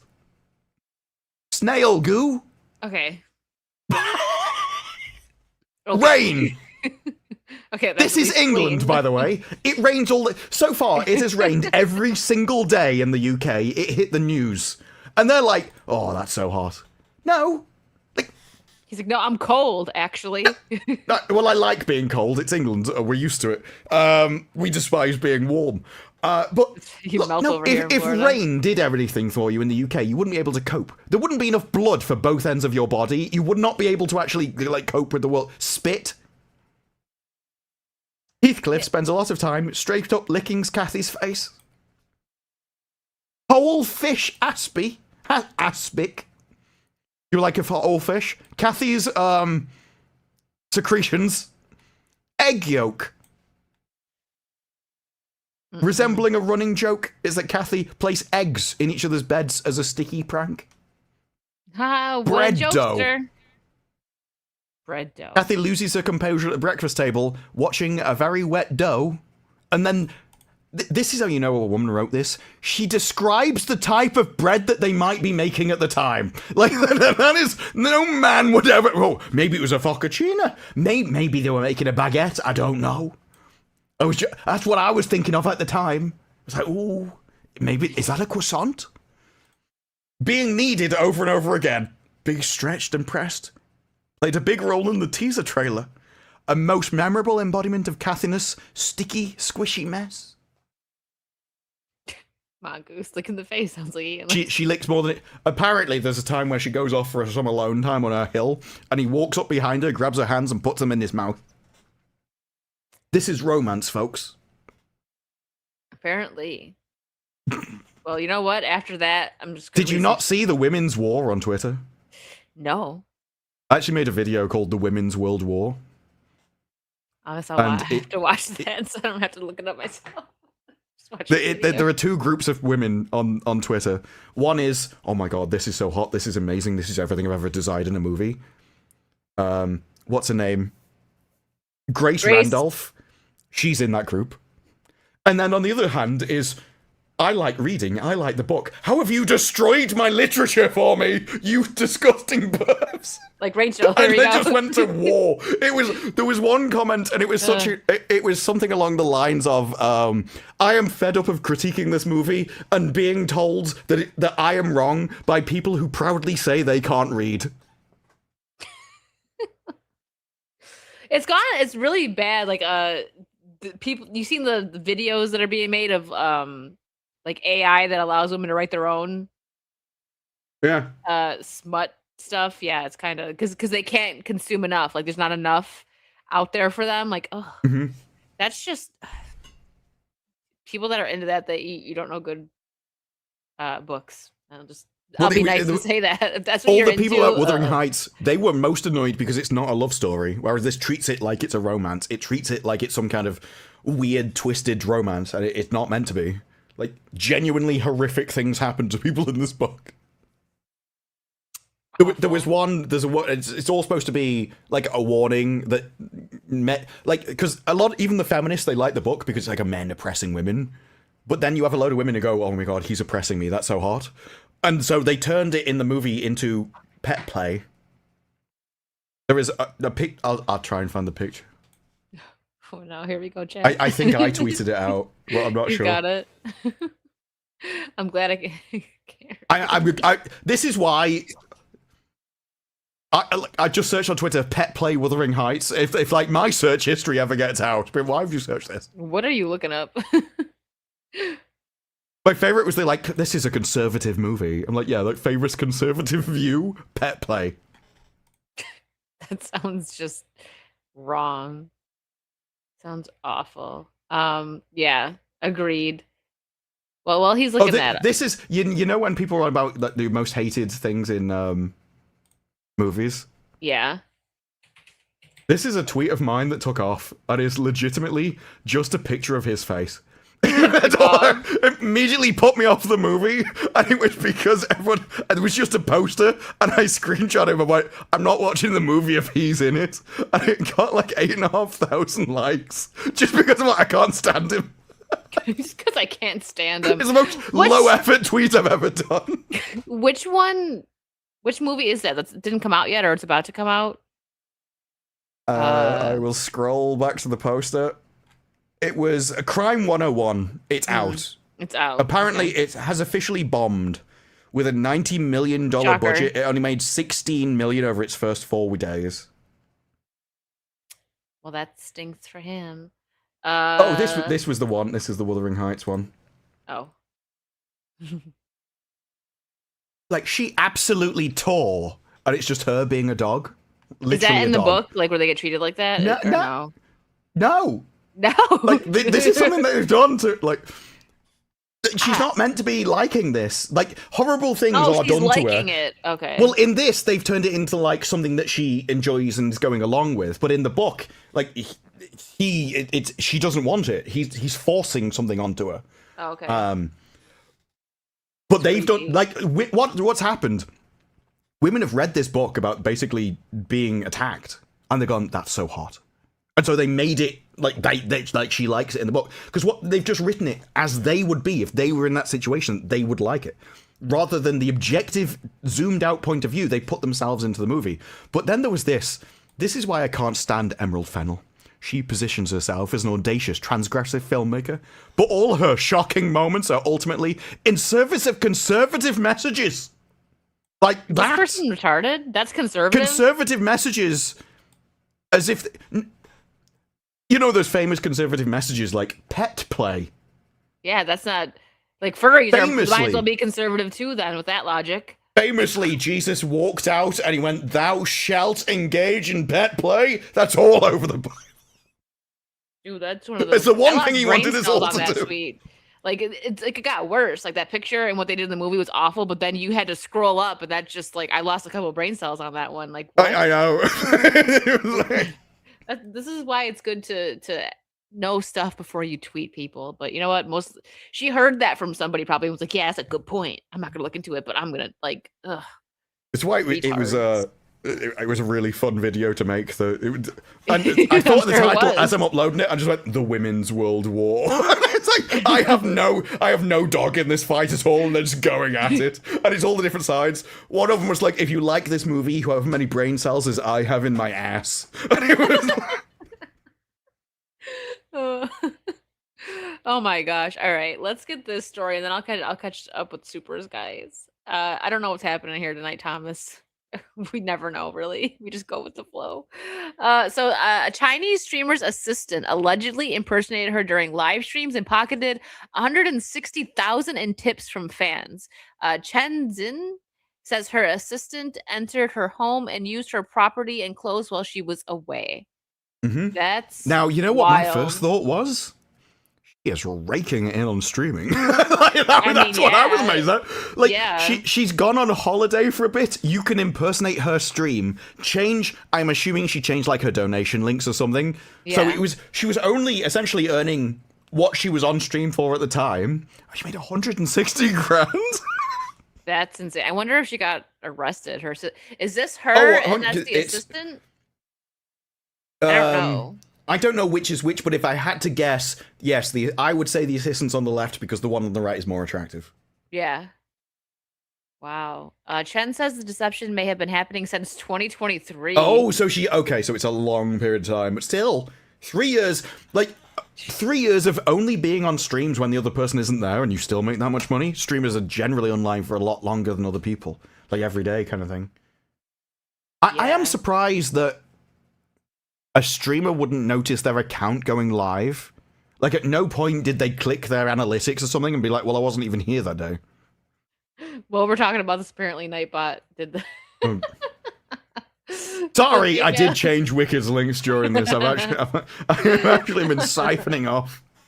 Yeah. It's the hair, you see. They always get us confused. Yeah, I know. He's got long locks. The luscious locks. Mine. Yeah.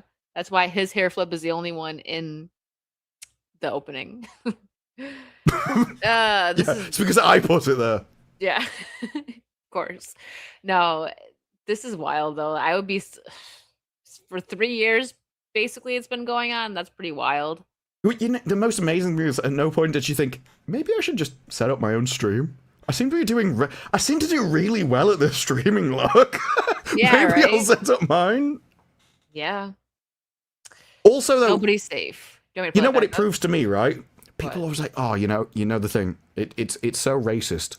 If you think that we all look the same, I'm like, well, apparently they can't tell either. To be fair, they just change out your clothes, and they're like, oh, okay, the background's the same. It must be her.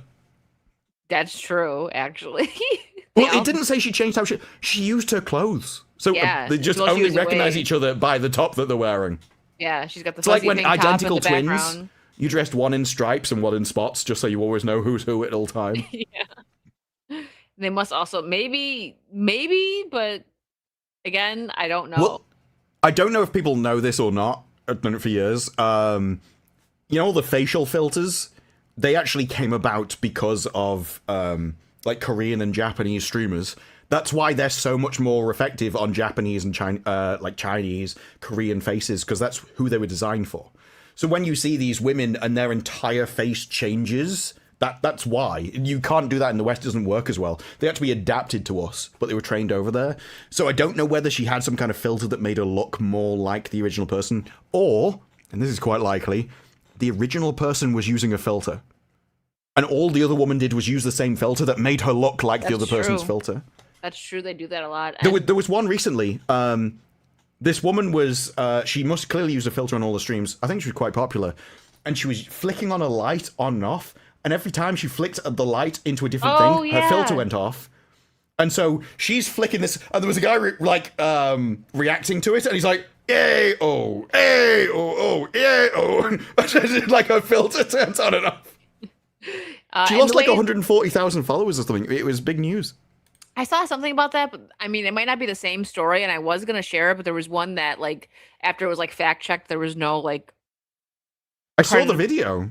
Well, it's probably a different one then. And she probably got the money Unless it was some because faked video. She probably changed like the PayPal or donation link to her own. Oh yeah, that one. Yeah, she clearly, whenever she started the stream, just changed the link. No one would know. You make that very easily. Mm-hmm. All right. But her assistant, like, that is an assistant you need to keep. If they can make that kind of money, keep them. Right? Let them work while you're gone and split it with them or something. I don't know. Well, I mean, she did. You probably should have kept it silent but... and be like, look, you can work when I'm away, and I'll just split it with you. Yeah, exactly. Yeah. Cable, thank you for the 5. Which Halo game does she like? She likes all the Halo. Yep, she's like Brie Larson. I like Nintendo. I like Nintendo. Dan Vicious for 5. Did you see Sports Illustrated put a pregnant woman on one of their digital covers? That's pretty based. I didn't see that. Yeah, I think one of the worst things I've ever done in my life was to kick a pregnant woman. Oh yeah? Yeah. Look, I was in the womb. You can't blame me for it, but it's like, that is... I was waiting for the dad joke part of it. I was waiting for your response before. I'm like, where's he going and with look, this? to prove it, right, to prove that I've been waiting for an opportunity, look, I shared the tab that I had open. I have been waiting to tell this joke the entire time I've been on stream. To be fair, you talk about hitting people with your, what do you call them, trolleys, your carts? Yeah, I would have been expecting more of a reaction when I'm like, are you kicked a pregnant woman? You did it. And you just went, I'm waiting for the other shoe to drop. Yes, exactly. With you, you never know. Kale, thank you for the 2. People have quit Switch and Xbox. PC wins. Sony fatality. Yeah, I love my PC. That's where I prefer to have my games. I do have a PS5 and a. I think the Switch too, but the Switch failed. No. Switch 2. The Switch 2 people are kind of waiting for more to come out before they buy it. Oh, that's the other problem with Nintendo. Yeah, you are limited to basically only their games. Because their consoles are so underpowered, it's not like you can just... People tried to port things over, but they don't really work. Mm-hmm. Like, if you play Fortnite on a Switch, you are in the bottom of the bottom, like, rankings. Because it's just so awful to control with that thing. Yeah, I like my Switch too, though. But I play, Donkey Kong on there and Mario Kart World with people now, so... I like it for that reason, but if you're not into that... Switch was massively successful, so I just kind of assumed the Switch 2 would be as well. I don't think it was like a complete failure, Switch 2, but again, like, because you can play Switch 1 game, like, there's not that many Switch 2 games that have come out yet that make you want to get the second one, so people are just sticking with the Switch 1 until, Nintendo releases some more stuff. John Wayne, I have a question for you. Do you know Leet Speak? The reason I ask is because you are remarkably good at getting around censorship, but still making it perfectly readable. Do you want to read this? You like his joke? Thank you for the 5, John Wayne. Can we read it? Well, it was because my thing is, you can still read that without even pausing because it's so obvious what all the letters are, and that's what Leet Speak was. Leet Speak was replacing things with numbers. One I becomes 1, E becomes 3, 7 is T. And you can still read a sentence in it when you're used to it. And it was the same with this. I didn't even pause over the words because it was so obvious what it was, even though we replaced it. Yeah. What do you call aroused ears of corn? The answer is also what you would call this joke. Oh. I would call it a dad joke. No, like corny, Oh, I think. Am I right, John Wayne? why would that be aroused though? We'll remove the C and make it an H. Oh, because oh my god, there would. That is the most complicated with so many levels dad joke. That was also not worth the like every layer of complexity to work it out. It was because even when you said corny, I didn't get it until you started to explain the answer, and it's like every complex layer was also equaled with a awful, like it got worse the more you found out about the joke, which I think is kind of the point of dad jokes. And still, yeah, I think my issue was how hard I had to work to understand it. Poor John Wayne. And still, I was like replaced with the same level of awfulness. Yeah. I don't know whether I should be like impressed or annoyed. A little of both, I think, for you. Yeah. I'm like angry that I had to put that much brain power into something, but simultaneously impressed that you put that much effort in. Michael Doberman, thank you for the Canadian 5. Who thought Gina and Rhonda were gonna kiss? Was it just me? I think it might have just been you or everyone else. I don't think it was probably them. And well, I think they were going to, maybe just you. Hoped they would. Probably a lot of people. That's what I mean, like the wishful thinking.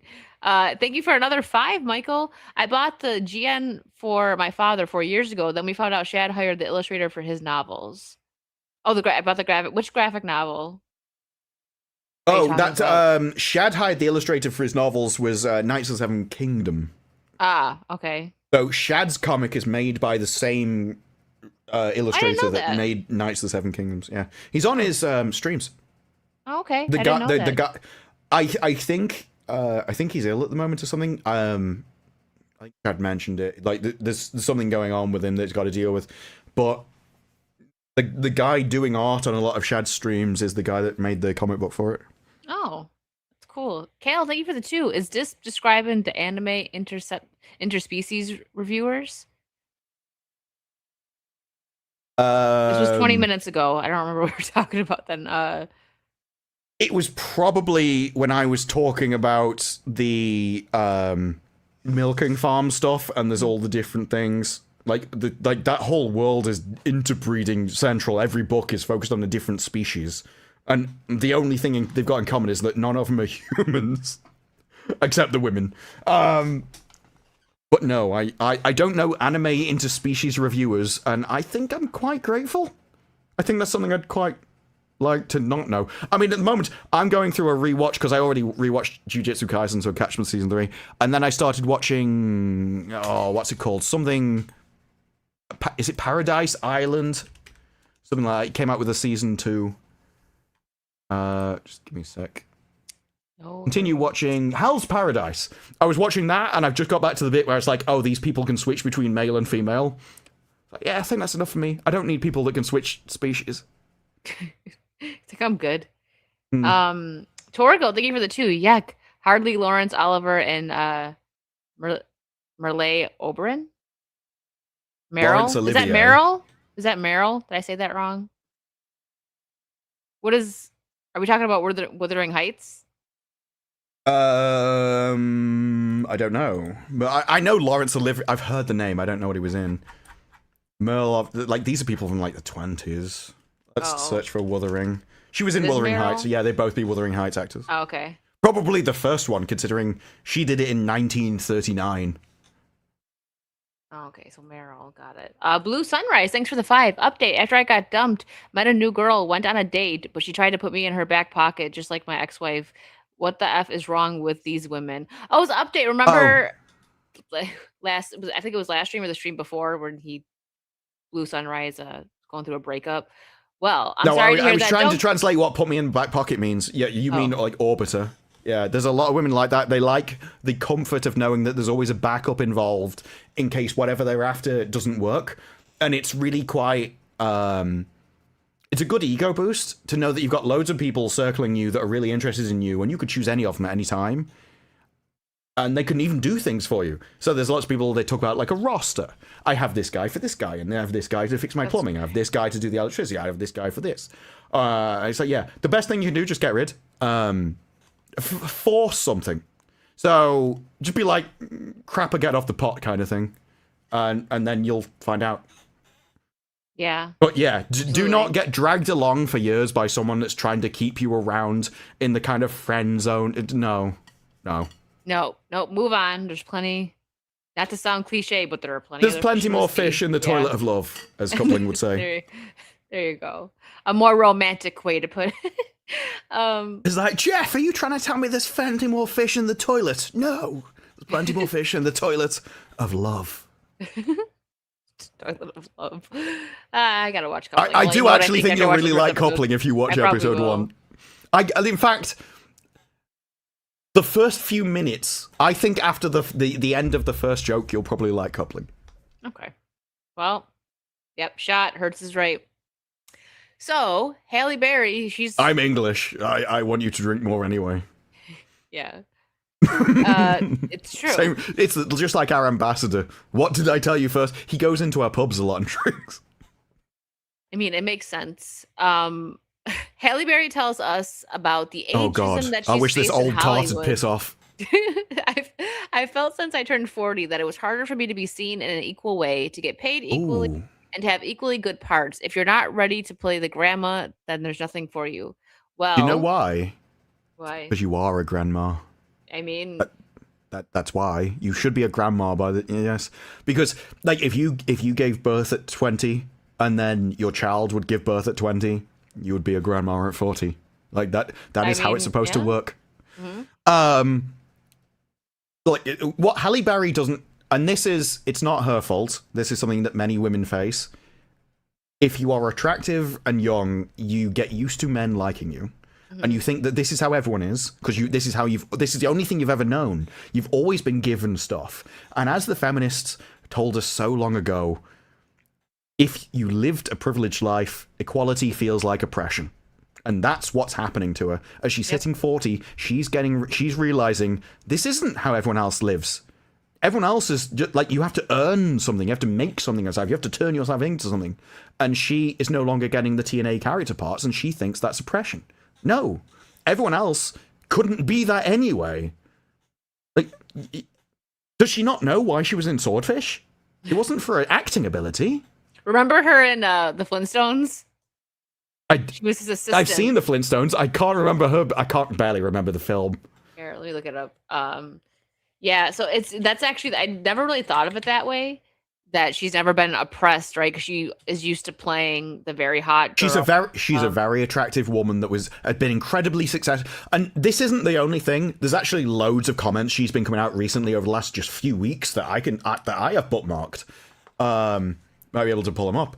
And here's her in the Flintstones, by the way. She is constant. She's on this big thing. There was one where she was like, so I won an Oscar, and it was horrific because I thought I'd have all the offers, and I woke up the next morning and I was still black. What do you mean? You won an Oscar? You won the highest award that you can possibly win for acting, and you still think that you're oppressed? Like, this is a chip that she's had on her shoulder because she doesn't know how everyone else has lived. And it's not her fault. She's only lived her life. Mm-hmm. But maybe listen to other people. So in Flintstones, oh, I do remember. She was 27. She was like the evil guy's secretary. Well, she was evil, right? But she was Fred's secretary. But she was a secretary. I mean, look at that picture on the left. This one. Yeah, and you're supposed to tell me you're not the TNA character. Wait, I mean, come on. Oh, that's a cosplay, but still. Oh, okay. Yeah. She was Fred's secretary, but she was working with the other guy, and she was evil. But yeah, she was 27 here. Oh, she's in Crime 101. That's why she's been in the news so much. She's doing press for that. Well, she's got 2 things coming out. Remember, she got the menopause show or movie, whatever, coming out, and then. Okay, so these are just my recent bookmarks from me searching her name. Oh no. Halle. That's all I thought. recalls going off on the X-Men director. That guy deserved it. So this is her cutting ties with people in the industry. Then this is her on a for being age-shamed for being 53. By the time you're 50, yes, you should be a grandma at 53. You're not really the hot character anymore. Shamed though, she's just taking it that way. I don't think she's actually being age shamed. That's like just a way of like that's how she is taking like your words are making me feel this way. Like probably just like, well, you know, you need. It's probably people calling her a grandma at 53 and telling her that she's not hot anymore. This is directed at you, Disparu. you're an age. No, but this is a simple fact. Look, if you're 20. Look, marry now because you're going to get less attractive as you age. If you're 30, the 20-year-olds are more attractive than you. If you're 40, the 30-year-olds are more attractive than you. If you're 50, the 40-year-olds are more attractive. This happens to everybody. Like, this is biology. In fact, it's biology. It's designed that way through biology because as you get older, you get more mutations for your children. It's not good for the children, so they want all the young'uns to breed. This is why I want the Olympians to breed so we can get superhumans. Disparu has an idea for a new reality show. Yeah, make it Big Brother and just try and do everything to get. In fact, this is even better because the Olympians, they seem to want to do it anyway. Just stop giving them the protection and we're sorted. Yeah, just but give them like, as some women, alcohol and let them go. We have to reclaim the narrative that I think she means that we're done. At 50, 60, and 70, we have so much more to offer. Yes, as mothers. Like, I'm sorry, but if you're worrying about how attractive you are at 50, you've failed. Like, you should be a mother at that point. You should be married and a mother. Yeah. You should not be worrying about, like, competing with 20-year-olds. You should be past that and have moved on in your life at that point. And this is her issue. And also, I actually think this is really horrific for other actors, because if she wants to be the TNA character at 53, she is actually removing roles from a 20-year-old who's new to the industry, who would break into the industry and allow getting into the action roles by entering through that way. So she's blocking people like Sydney Sweeney and other people like Sydney Sweeney that you don't even know about by refusing to get out of the way and move into her position. I also think this is true of action heroes. Arnold Schwarzenegger probably shouldn't be an action hero at this age. We should be really getting 20-year-old action heroes to do the same thing. The issue is, all the 20-year-old males are really camp. They're all like Timothy Chalamet that you can't like, take seriously. Femboys, and I don't like that. Yeah. So there's issues on both ends of the scale, but you should not be hanging around the industry like a bad smell doing roles that you're not designed for. Bad smell. And this is where she would like, if we put a black woman in this role, what does this mean for the whole story? Do we have to cast a black man? Then it's a black movie. Black movies don't sell overseas. Well, firstly, what is it? Not Weapons. Sinners didn't do well overseas. Now, I don't really care. I don't care about what you think should happen in reality. I'm just going off the numbers. If this is true, it's just a fact of reality. These people have to live in reality because they have to make money. It doesn't matter what world you want to create. The rest of the world isn't America. And so there's a lot of groups in America that America really cares about that the rest of the world doesn't. Mexicans are basically in America. For some reason, they don't seem to have left that continent. I don't know why. I've never met a Mexican outside of America. They just don't seem to travel very much. I'm sorry, it just doesn't happen. What do you mean? The UK doesn't have like a little Mexico area? My theory is that Mexicans don't like to travel, and so they just cross the border, what this'll do, and just stayed there. But that means that Blue Beetle, it's not really an international movie. No, that's not. None of this is a criticism of Mexicans or anything else. This is just saying that you should know your target demographic, your audience, and apply the budget to that audience so that you still make a profit. But you can't just moan and expect people to change their minds. Live in reality. And then you're like, well, I won an Oscar, but I would still look like me the next morning. You won an Oscar! It's clearly not holding you back. And you're still moaning. Yeah, that's... I remember that was parodied so much too, her speech, like when she was crying. But yeah, you're right. Like was she one of or like the first black woman to get an Oscar, and then she's not even taking that as a win? She wasn't even happy. She didn't even like celebrate. It's like, it didn't change the course of my career. After I won, I thought I was going to get a script chuck. And if you notice, all of this is self-interest. It is, this guy does something wrong to me. Why aren't I getting more jobs? I deserve to get more jobs. When I got awards, that's still not enough. I should be having more jobs. It's all about her and getting more money. She's had so many big, like, iconic roles. Like, isn't that enough? Like, what the heck? She's What more do you massively want? successful. Yeah. She could not spend the amount of money that she's got.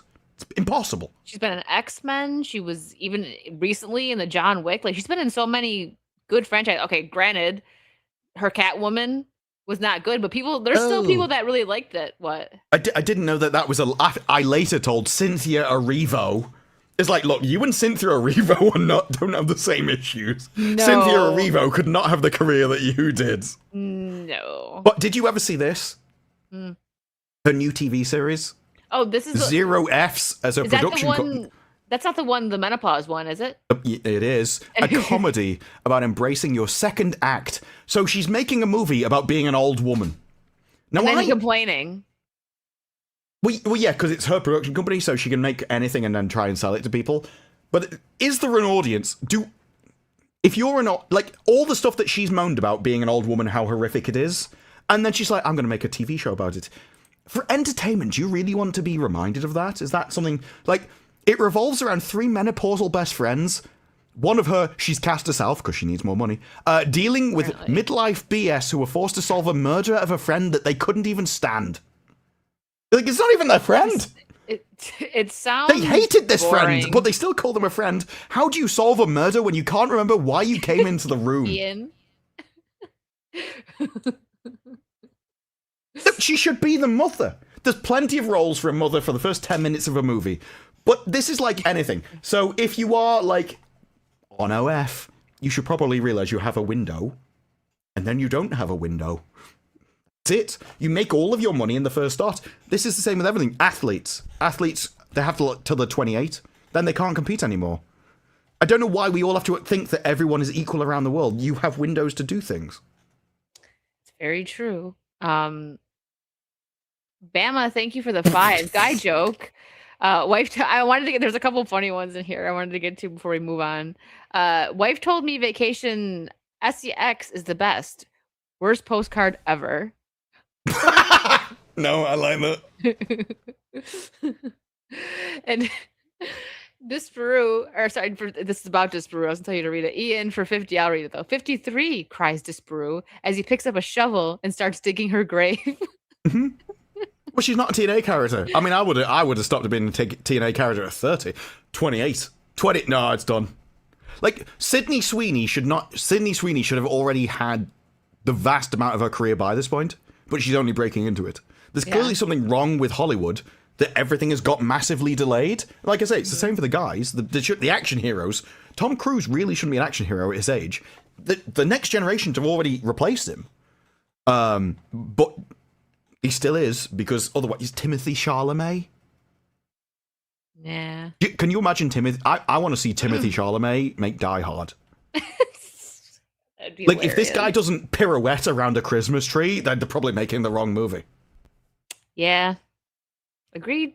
Wolfsbane, thanks for the 2. Mexicans go to Spain from time to time. Well, there you go, Disparu. They go there sometimes. Do they? That's just because I can't be bothered to learn a new language. There you go. Probably. I'm returning to the motherland. Sec produces my problems pale in comparison to Halle Berry's. Mm-hmm. Same, man. Like, same. she aged. That was horrific. No one else has ever gone through that. I don't know what that's like. All right, wow, now this. just wow. It's like, don't tell me the Scottish man is offended by the Englishman. He's like, I am offended. I mean, I would have at least. I don't know anything. Well, I never. So I had the wasn't even passed out in a back alley. Of seeing this. Thanks for showing me this, is Bruce. Now you guys have to see it. Just the title alone is freaking weird, but wait. We will watch the trailer. I don't want to get hit for it, so we're gonna watch it with no sound. But just the visuals, as Disbrewed said in our chat, is enough to give you what you need. Can I please click through the trailer? Yeah, go ahead. I'll let you share it. So Is God Is 2 sisters seeking revenge on the father I'm who burned already them annoyed. as babies. I am annoyed by the grammatically incorrect title. That's what I mean. The title bothers me. We're gonna let Disbrew share it's in our group chat if you need to find it quick. How far back is it? I don't even know what a title. It's not too far. Do you want me to put it in there now so you can see it right away? Here. Yeah, that'd help. There you go. I just keep sending things. Yeah, there you go. I know you do. We get all of Disbrew's tabs in the group chat. Yeah, you well, go. I'm just like, well, you'll pick. So I'll just throw out things that I found over the course of a week. I do like a disprove roulette where like I'll just throw It stuff can up be like, without anything. even I'm like, looking. this is interesting. A lot of times you're getting my reaction to certain things like live on stream because I'll be like, I'll just read like the title, I'll be like, cool, we'll pop that up. And I didn't like read the article yet. I'm like, let's just see what happens. All right, so here we go. Oh no, wait. There's have you got the Wikipedia article up first? Was that I put it immediately on. I put it in the same things underneath the one you've just shared. The Wikipedia is directly underneath it because I shared all three at the same time. Oh, okay. I think we should read the because this was a play, so we already know the plot, and the Wikipedia of the play is here we go. I'll send pretty I'll put it in. horrific as it is. Yeah, here, I got you. So, I'll put it in the chat now. I think it's actually worse when you know what they're talking about, because the trailer's trying to make you interested, but when you know the story, it's worse than you could ever possibly imagine. And also, in case you're wondering, yes, they do make the dad leave them. I mean, they do! It's what they did! It's not me! I put it in the group I chat. wouldn't dare! Genuinely, I'd get arrested. Wouldn't dare. I put the Wikipedia in the group chat, by the way, if you wanted to share that. Or Oh, do you want me sorry. to pull it up? I didn't know if you wanted to pull it up or you No, wanted it's me fine. to. Okay, sorry. I didn't know. Okay, Yeah. so... Yeah. This, it's a movie, this guys. is- Oh, sorry. This Here is we go. Is God Is. And in case you're wondering, the accent in this trailer, I can't even handle how they talk. Just the accents, the way they talk, the phrasing annoys me as it is. But it was a Broadway play. The play looks at deviant morality, familial dysfunction, being a black... Now, at this point, I would get arrested in the UK if I wrote this. It was like, well, what is it like being a black girl? Well, it's about deviant morality and familial dysfunction. They would legitimately arrest me. Also, patricide. The father didn't just leave them. The entire movie is about them killing their own father. Because he burned them? Yes, he left them and burnt them. Now you ask why? Well, because the twin sisters were burned and scarred at babies. She has burns on her arm's neck. The other one has burns. They receive a letter, blah, blah, blah. So they journey to their deathbed of their mother, who is known as she, or God. It's already a bit strange, isn't it? The fact that they think their mother is God. Now, God Yeah. has all scars all over her body. She, or God, informs them that their father, referred to as man, not God, just man. She is she, he is man, not God. Set the fire that burned the three of them. God instructs the sisters to go west to the valley and find and kill him for revenge. The sisters travel to the valley to face man, not God, and his new family. So this is just a guy that left them, and they want them to slaughter his entire family while calling the mother God. Maybe this is just me, but reading between the lines of this deviant morality, familial dysfunction drama, maybe some of the problem in this was the mother who thinks that she's God and teaches her children that she's God. You might be onto something. I'm just thinking. You're just a guy on the internet, but who knows, Yeah, man? I'm just a normal bloke thinking that maybe the lunatic that thinks they're God may have had something to blame along the way. This is wild. So we can't do it, but okay, so there's the two sisters, and yeah, that's, you really want attractive women in movies, so we've got that one. And then So there's that. these people, those are the two attractive women that are the main characters of this movie. They've given them burns, make them even more attractive because people want attractive women. And I think this is where they say it. Hang on. Didn't she? God. She made. They're like, God, we're here to meet God. God? Well, she made us, didn't she? And that's them discussing how their mother is their God. Who's the So they director meet of her this mum. crap? I don't know. I know who God is. If Oh, you've okay. if you've been Yeah. religious, we found them. We now have the answer. It's the vicar. They meet the mother, who is smoking on a hospital bed, by the way, because these are classy, high class people. That's another clearly attractive woman who's definitely not bald. And they go along. They commit more crime, like stealing cars. And then as they go along in their stolen car, and they're really attractive. They drive past churches, insult the churches, despite the fact they're on the search of God. I don't know what that's about. There's even more attractive people with really nice hairstyles. And then this is a whole like religious church festival they go, like church ceremony. It's one of the really big prayer ones that they go to for some reason.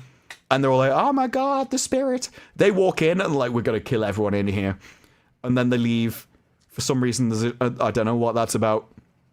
Or him. And they go off hunting for the father. This is the only classy person in the entire thing, by the way. The only person who seems to like be remotely civilized. Everything else is done in this really common accent that is incredibly grating. So this man tries to hit them with a hammer, but he gets defeated by the strong and powered burnt woman. They seem to be doing each other's makeup. Is that a common thing that women do? Have you ever looked at another woman and thought, I'm going to do your makeup for you? That's what, well, actually, me and actually do that all the time, actually. That's Okay. why we hang out, so that we can do each other's makeup. You get this close, you're like, finally, someone can do it properly, because a mirror is too difficult. Working out which way it goes when I'm in the mirror, that's impossible. I can't do that. Can't do it. Wow. It's like redemption. Like, I don't know. This looks like one of the most boring movies on the face of the planet, which is just watching them go around. I think that's kicking someone in the face. There's a screenshot. It's clearly the more. Oh yeah, she looks like she's been taught. You know, Multiverse of Madness, where he turns the stretchy guy, into like spaghetti. It looks like that. Oh my gosh, it does. So it's like, oh my God, is rage, vengeance, revenge. Is God? What a wholesome movie. It Yeah, the ends on a director guy is eating Alicia something. Harris. Ew. Oh my God, he ate a crisp. Ew. The climax. Yeah, it's Alicia Harris. She is an American playwright, performer, and screenwriter. Her play Is God Is I can't even say it right because it's so wrong. Is God Is Yeah. won the American Playwright Foundation's Relentless Award in 2016. In 2023, her play On Sugarland was a finalist for the Pulitzer Prize for Drama. See, like the title of that movie is messing me up enough. Like I can't read now. I have gone down. Well, did you ever hear about Durag Man? No, I have not. Who's Durag Man? I'm gonna have to find Jay Longbone. No. Okay. No, This would have Mr. been a lot Ray? easier if you'd said yes. I've never heard of it. The frick? Okay. It's a Disney cartoon for kids. They have created a new superhero called Durag Man. It's a cartoon for kids. Yes. Oh no, you're gonna have. Is it out? Yet? I'm gonna find Jay Longbone's thing. I'm gonna. Well, while you're need doing that, I'll read the supers. I'll give you a minute. Market reality for 2. Good for Sydney for making high dollar commercials. She's raking in the money probably for her Siren right now, and it's a perfect kind of drop. That's what she should be doing. Like she when knows you're what she hot, knows. make all the money. Say what you want about her, but that girl knows what people want, and it's also great because Euphoria is about to drop, and that's like a big, that's what she was known for. So now the final season is coming, and But she's setting up businesses, so she's got like a lingerie company and everything. She's actually doing, despite the fact that it's about my chest, she's actually doing the like business responsible thing. So this is Captain Durag was initially called Durag Man. Now this is the creator of Durag Man for Disney, and this is what she thinks of it. It's Camille here. I'm a writer on Hey AJ, and I'm the creator of Durag Man. I know it's She's the creator. She's really proud of it. She's put a lot of thought into this superhero. You may think that Iron Man is the best one, but actually it's Durag Man. Look Black out, Iron History Man. Month. Let's take Black History Month, so you need Captain Durag. a deep breath together, and let's release ourselves from the shackles of respectability politics. Come on, guys. Release yourself from being respectable. Release yourself in Black History Month from being a respectable member of society. That's what she thinks. We finally have a superhero with our culture. That isn't respectable. Let's not talk about semantics and let's just focus on what I don't know what that means. There's clearly some kind of pushback that she's referring to that I don't know what it is. what's happening. If you've seen the show, you know the bunnies in every episode. Slime City is funny. Come on. By the way, the bunny, I didn't know this cartoon existed. The bunny is a guy from Peep Show, which is a sitcom here in the UK. And the moment I heard his voice as a rabbit, I'm like, what on earth is happening? Come on, guys. Let's get into it. I don't know why she sniffed her finger. I found that quite creepy. I think she's just watched Wuthering Heights just before this. Where's the joy? Why is everything so serious? We gotta celebrate our people. What Richard Wright would have wanted. I don't know who that is. Know who Richard Wright is? Sounds familiar. Let me look it up. Wouldn't want us to be like, let's just be respectable all the time and talk. Don't be respectable. That's the lesson of the superhero in Disney. Do not be respectable. Do not be a respectable member of society. Do not act civilized. Be like Do-Rag Man. He was an author, a black author. Well, apparently he wasn't respectable according to her. I mean, she's full of compliments. And stilted language. Let's enjoy our culture. I created Do-Rag Man because I'm obsessed with blaxploitation films. She seems to be making some of them herself. And I love Pam Grier, and I thought it would be super cool to have a little homage to that when we're creating a superhero for Hey AJ. And what was better than using a do-rag? The way she wraps it, like she's some kind of vampiric lord, and she's like, and she's about to turn into like a horde of bats.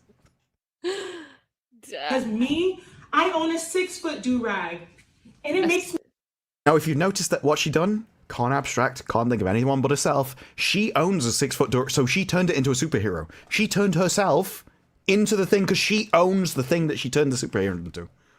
It's always, like, these people are so narrow-minded and so incapable of thinking of anyone but themselves, it's always a self-insert. Always. I feel like a superhero when I wear it. Why couldn't someone be like that in AJ's imagination? Why couldn't a superhero be like me? Because I'm amazing. Every time. I really beg of you to give this show a chance. Again, it's an homage to blaxploitation films. And yeah, we're poking fun a little bit at respectability politics because... Poking fun at being respectable because, as you know, no one should be respectable. And it was release ourselves from the shackles of respectability culture. Good to know that we have to separate ourselves from respectability to enjoy our culture. Like, this is exactly how I took that entire thing. It's a horrific message, and yet that's what Disney wants to tell kids. I don't think you could come up with a worse message for people. But here we are. Every time I think Disney is sunk as low as they can, they come out with Captain Do-Rag. Is that dropping this year, or is it already out? It's already out. Like, it appeared and the first people heard about it. Yeah. I genuinely thought it was an AI cartoon. I thought someone had made it up. And then she came out and was like, no, I'm proud of this. So, I made it all by myself. It's like my long do-rag. Like, yeah, because do-rag, that's a cape. Like that is the kind of woman who's like, all my friends are funny. It's like, yeah, that's why they're your friends. No one else thinks they are, love. Calm down. Calm down. Ian, thank you for the 50 pounds. I cannot be offended. I just can't believe the Sydney Sweeney's pushing the age barrier line. Would Sydney Sweeney have been hotter at 20? Wasn't she 23? I thought she was 28, but I could be wrong. Is she? Oh, yeah, maybe. I don't know, man. I don't know. Ian's like, you've gone too far. Oh, she is 28. Okay. Oh. This is the thing where it's like, is Sydney... Yeah, I'm not saying Sydney Sweeney isn't hot. Or they're 20-year-olds, which are hotter. Yes. Now, Hollywood should not be your average person. Hollywood should be for the elite, the peak of... It should be the Olympics of acting. You only have the best. And so you should be constantly trading out hotter and hotter and hotter people as they age out of it. I still can't believe Halle Berry, like, with the career she's had, and she's just like, wah, poor me, and like, calm down, Halle. Massively successful. She's a household name. Yeah. Joey Tribbiani for 5. If Halle Berry is worried about getting more work, she should switch film industries. She can make so much money as a stepmom or a grandma. Mm-hmm. Like, I'm sure there's roles for her, you know. She can be like Tom Cruise's mom or something. Tom Cruise's mom. Is Tom Cruise older than her? Well, Actually, I don't yeah, know. They're probably the same and he's age. white. You know, there are a few problems with the issue. Fair point. Dan Vicious for 2. I heard a former NFL player created Captain Durag. Well, it probably would have been a better superhero than whatever that she created. Yeah, probably. Like she literally created a superhero because she owned a bit of clothing that she liked. You know, with that logic, I have like if I wear long dresses or long skirts, I walk around the house like the evil queen, like when she like walks up the Mrs. stairs Sundress. I'm gonna create a hero, Miss. Yeah, that's The great. Sundress Queen. Perfect. All right, I don't know anything about Starfleet Academy, but you put this because I don't watch it. But you put this about the actor playing Star Trek's first known gay Klingon. You want me to pull that up? Oh, well, I mean, it's up to you. Like, that is basically the entire... This is about him talking about how amazing it is to be that in Starfleet Academy. You don't have to put it up. It is just him... It's so amazing. I'm changing the world. Like, no one has ever seen this before. And here I am in my Camp Glory, pushing boundaries. It's like, you're pushing into an open door. This is all we've had for a decade now. It's like, no, I'm the first one. I'm so amazing. Pray for me. I'm so amazing. I can't believe it. People are... They're gone. All right, well, I'll X that out then. It's better for the Starfleet stuff when you have X-Ray here to talk about it with, because I don't... Yeah, it would have made some more sense if X-Ray was here to talk about Starfleet Academy. Yeah, because I know nothing about it. All right, we'll pull this up then. The Baywatch talk. Stephen Amell. Which, how old is You know what I Stephen think they Amell need for this? Halle Berry. now? Yeah, right. What I really want running around the beach saving people on the beaches is a 53-year-old woman. I mean, if Stephen Amell... And this is kind of my thing as well. Look, Stephen Amell, he did... I don't know whether you ever saw it. I think it was after Arrow. But he did one of those muscle challenges where they have to go through... What's it called? Like an obstacle course? And he annihilated it. So this wasn't just a guy who was big in the gym but couldn't do anything with it. He did all the different things and just completely obliterated the entire course easily. Didn't even look like it was a challenge for him. So he was genuinely athletic along with his muscles. Yeah, but there are probably younger men who would be better suited to that role. Well, now he's going to be Stephen playing... Amell.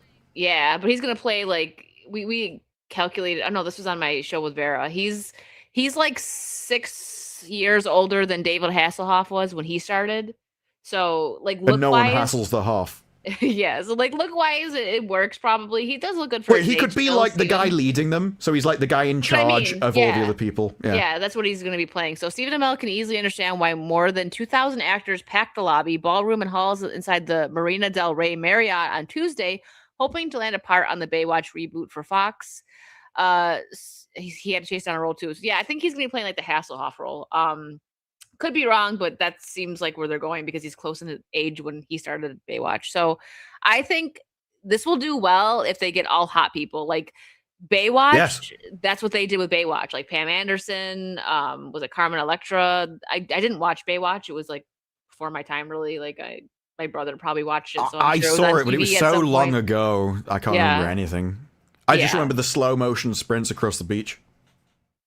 Yes, we want hot. Exactly. Mm-hmm. I think this is, and this isn't like, oh, well, if they're mostly hot. No.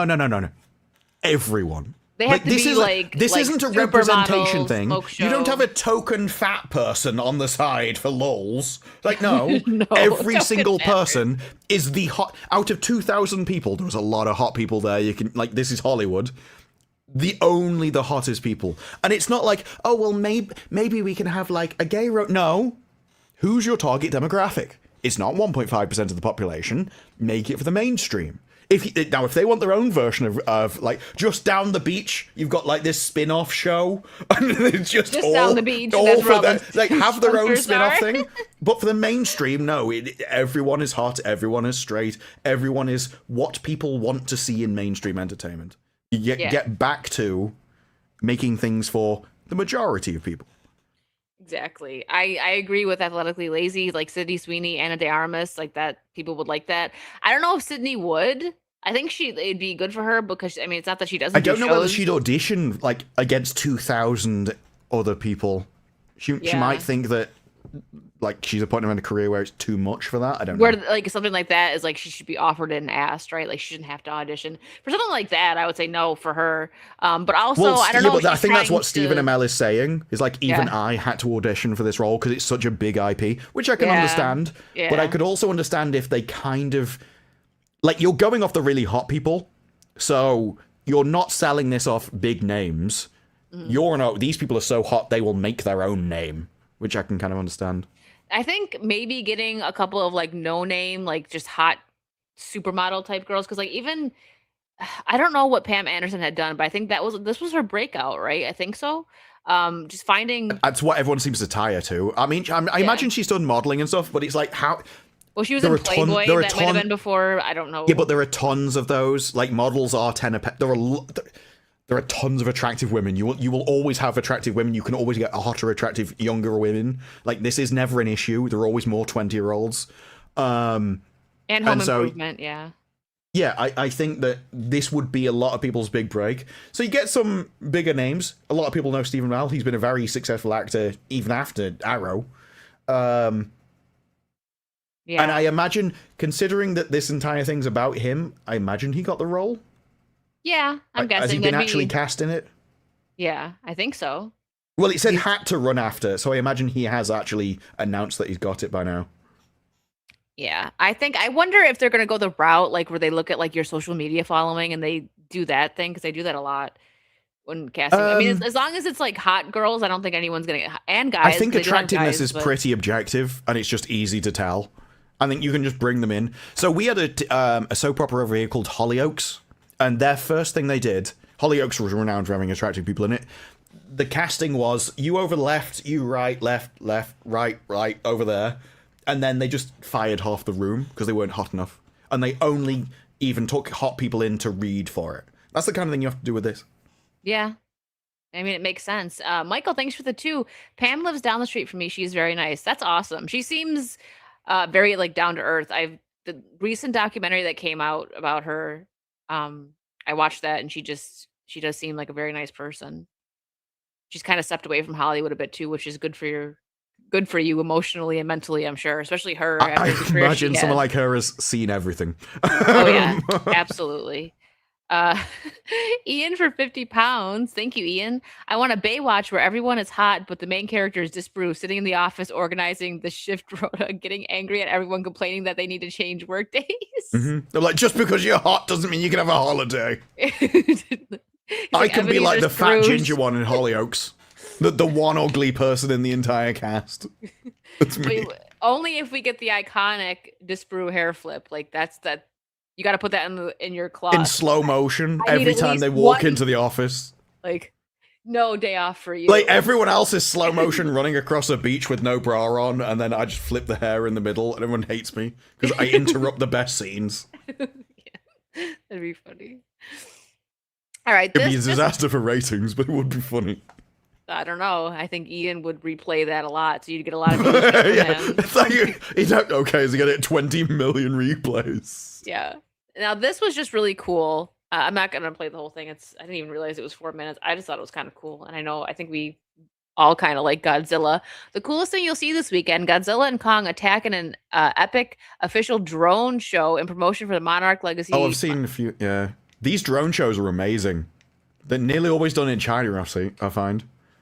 Drone shows are cool. They do not like to this level, but at Universal they do them sometimes. I've only caught it once because it's at night. Sometimes I'm not, it's when I'm at like City Walk. I'll probably more likely to catch it.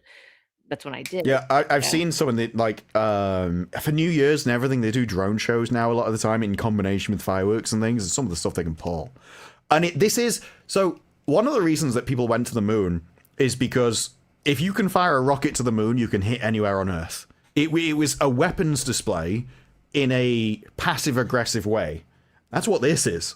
This is, so you've got a nice aircraft hangar, nice aircraft carrier you've got there. Be a shame if we had 1,000 drones that can all coordinate that cost $2,000 a piece that we can just sync it with. Yeah. Did you see the Apple ad too? I saw I thought it looked like the Apple thing. I'm like, I don't know whether they're just like breaching copyright or something by putting that there. Nah, this Funded by Apple. Yeah, this is cool. I think drone shows are very cool. And if you don't like, say you don't want to, it's not like a holiday, right? And you don't want to maybe blast off fireworks and bother the neighborhood, depending on where you're doing it. Drone shows are quieter. But sometimes, like you said, I imagine these are actually pretty loud. Like the drones? all the drones, yeah, all buzzing at the same frequency, and you're talking like hundreds, if not thousands, of drones in this. Yeah, that's true. See, look at Apple TV. Apple TV, That's yeah. okay, so that makes sense because they're promoting the show. Okay, I didn't even know. See, that's why I haven't watched it because I don't have Apple TV. I'm gonna eventually get it just to binge a couple of things that I'm interested in, and then I'll get rid of it. Like I said, Dark Matter's good on it. The rest, they range from mystery box to really slow TV shows. Is that how you pronounce it? That's the one that people were saying was good too. With Pluribus. Pluribus, yeah. A lot of people like that, but again, it's another mystery box show, so it depends on like a lot of people like Severance. Severance is a mystery box show. But I've heard that it got bad. Like it was good, and then I think it was you and actually. No, a lot of people still like Severance. I don't, because I've seen so many mystery box shows that if you don't answer, like the first series I liked, the second series didn't give any answers. So I'm like, you're just dragging this on now. Shrinking. It's this. I'm the same with From. Like I keep watching From because it's kind of interesting, but it never gives answers. I don't think we're ever going to get any. And I think by the time you get to the end, it's going to be like Lost. That it won't answer any. It's just come up with more mysteries, and by the time you get to the end, you realize you're disappointed because they didn't know where they were going with it. And I think that's the same with Severance. I don't know what. I've never seen Pluribus, but Dark Matter is just a good self-contained series. If you like Quantum Leap, you'll like Dark Matter. I'll check it out. You're not the first person that told me about that. It scales and it goes in a direction I didn't expect. Like you cannot predict where it's going. Oh, see, I like that. And it's not. It leaves it open for a season 2, but it completely. And if there was no, there is getting a season 2. But if it didn't get that, you would still be satisfied with the first season. It's Slow Horses was recommended to me multiple times. I tried to watch it, and it was just propaganda. It may be a good series, but it's just English propaganda, and I don't feel the need to have Starmer in my house telling me what's amazing. Now weren't you talking about this? I know a few people have read the novel for Project Hail Mary and said it was really good, so they're looking forward to the movie. I don't know anything about it. A lot of people are reading the book in advance of it, and they all like it. Loads of people are excited for this. I thought about getting it on Audible and just like, getting through it fast. And then, because I'm interested in the trailer that they showed, I am interested in seeing this. I do like Ryan Gosling. And it's in theaters March 20th. So soon, a few weeks. But did you see the popcorn bucket? It's kind of cool. It's very simple, but it's still kind of cool. The space helmet, yeah. Yeah. I don't know. I'll go see this. I feel like this is one that you want to see in theaters. It seems like it'll look beautiful and it'll sound great. So I want to actually see this when it comes out. I swear I didn't know it's that far away. I swear I've seen some reviews for it and they liked it. But again, early reviews who only have early access, you can never really trust them as such. But they called it a faithful adaptation, whatever, so. It's a stupid thing to do if you get a book not to adapt it faithfully, so. But we see that a lot, so you never know. You never know. But it's the thing that always gets me, it is easier to faithfully adapt something than to actually change it. It's less work. So you would think that naturally people would just go the path of least resistance. It's strange that we've gone down a different route. It is. I agree. It's so much easier when you have a blueprint right in front of you, but then you have a script. Yeah. You have all the talking. But John Thomas, thank you for the 2. Disparu, what do you think about Shoe on Head? I like Shoe on Head. I watch videos. I watched one today. The one that I haven't watched anything from her in a while. It's a bit like I said in FNT. So they were talking about people being neutral, and Gary said, you don't need to agree with me, but you shouldn't agree with them. And well, neutral is a position only held by one side. And if you want to be neutral, they won't let you, because they're like, you're with me or against me. Silence is violence. They will cancel you for being different in any way, shape, or form. And I'm like, that was Shu. Shu's funny. Shu makes good videos. She's I like her polar opposite to me on basically every political position to have ever existed. But at the same time, she made a video that I watched today about Amaru, where she's like, she just wants to be neutral, leave her alone. Now, that is not the position of the leftists. So she may being a Bernie bro and everything, but she still wants people to be neutral. And like, well, if you want to be neutral, you don't need to agree with me, but you do have to hate them. You do have to think that these people are horrific and they should not be allowed to have any kind of position because they will force you to be with them or against them. So, yeah, she is funny. She makes great videos, well-edited videos. And she has good points on stuff. She's not like some of the people where I think you are genuinely evil. Because if you're genuine, a lot of people are like, I just care about people. It's like, well, if you cared about people, even if we disagree, there would be occasionally times where you actually did some good for some people. And so they always come across as fake and as if they don't want to hurt people. Whereas she seems to, even if we disagree, it's like, I believe that she does authentically believe that position and think she's doing the best thing, even if I don't agree with that position. Yeah, I haven't really watched her enough to have like a solid opinion on her, just from like clips I've seen and some videos. I think she makes some pretty good points, but again, like I haven't watched enough to really be like, oh, like she's super based, I really like her or anything. But like from what little bit that I've seen, I don't have a problem, and she Well, makes I some mean, good points her sometimes. opinion was literally, Amaru wants to be neutral. Leave her alone. Yeah, I mean, Everyone that I else can is- agree all with, these yeah. psychotic people being like, no, it's not easy to say the word. Say the word. Say the word. All right. Well, we're getting to that time. What do you have going on this week? I killed Videos. my previous video because I thought I was rewatching it, as I generally do when I publish something. And I thought I'd messed up the video and copied the end into the middle, and I hadn't, so I privated it, then unprivated it, and it killed it in the algorithm. Oh, so no. if anyone has not seen the Starfleet Academy review, please leave it on. Please put it on. watch Get it. it. Let's, It's not getting recommended to people. But yeah, I have other things. One thing I wanted to cover the next video is the reviews of, I think it's Psycho Killer, which has a perfect 0% on Rotten Tomatoes. So I'll be going through those. So far, your Grace last video? Randolph hasn't ruined the 0%. Not yet. It has made a grand total of $250,000 on its opening day. It's not even in the UK. It has no showing in the UK. It's a Disney movie, and they are just dumping this. They clearly knew it was awful and just dumped it as cheaply and as quietly as possible.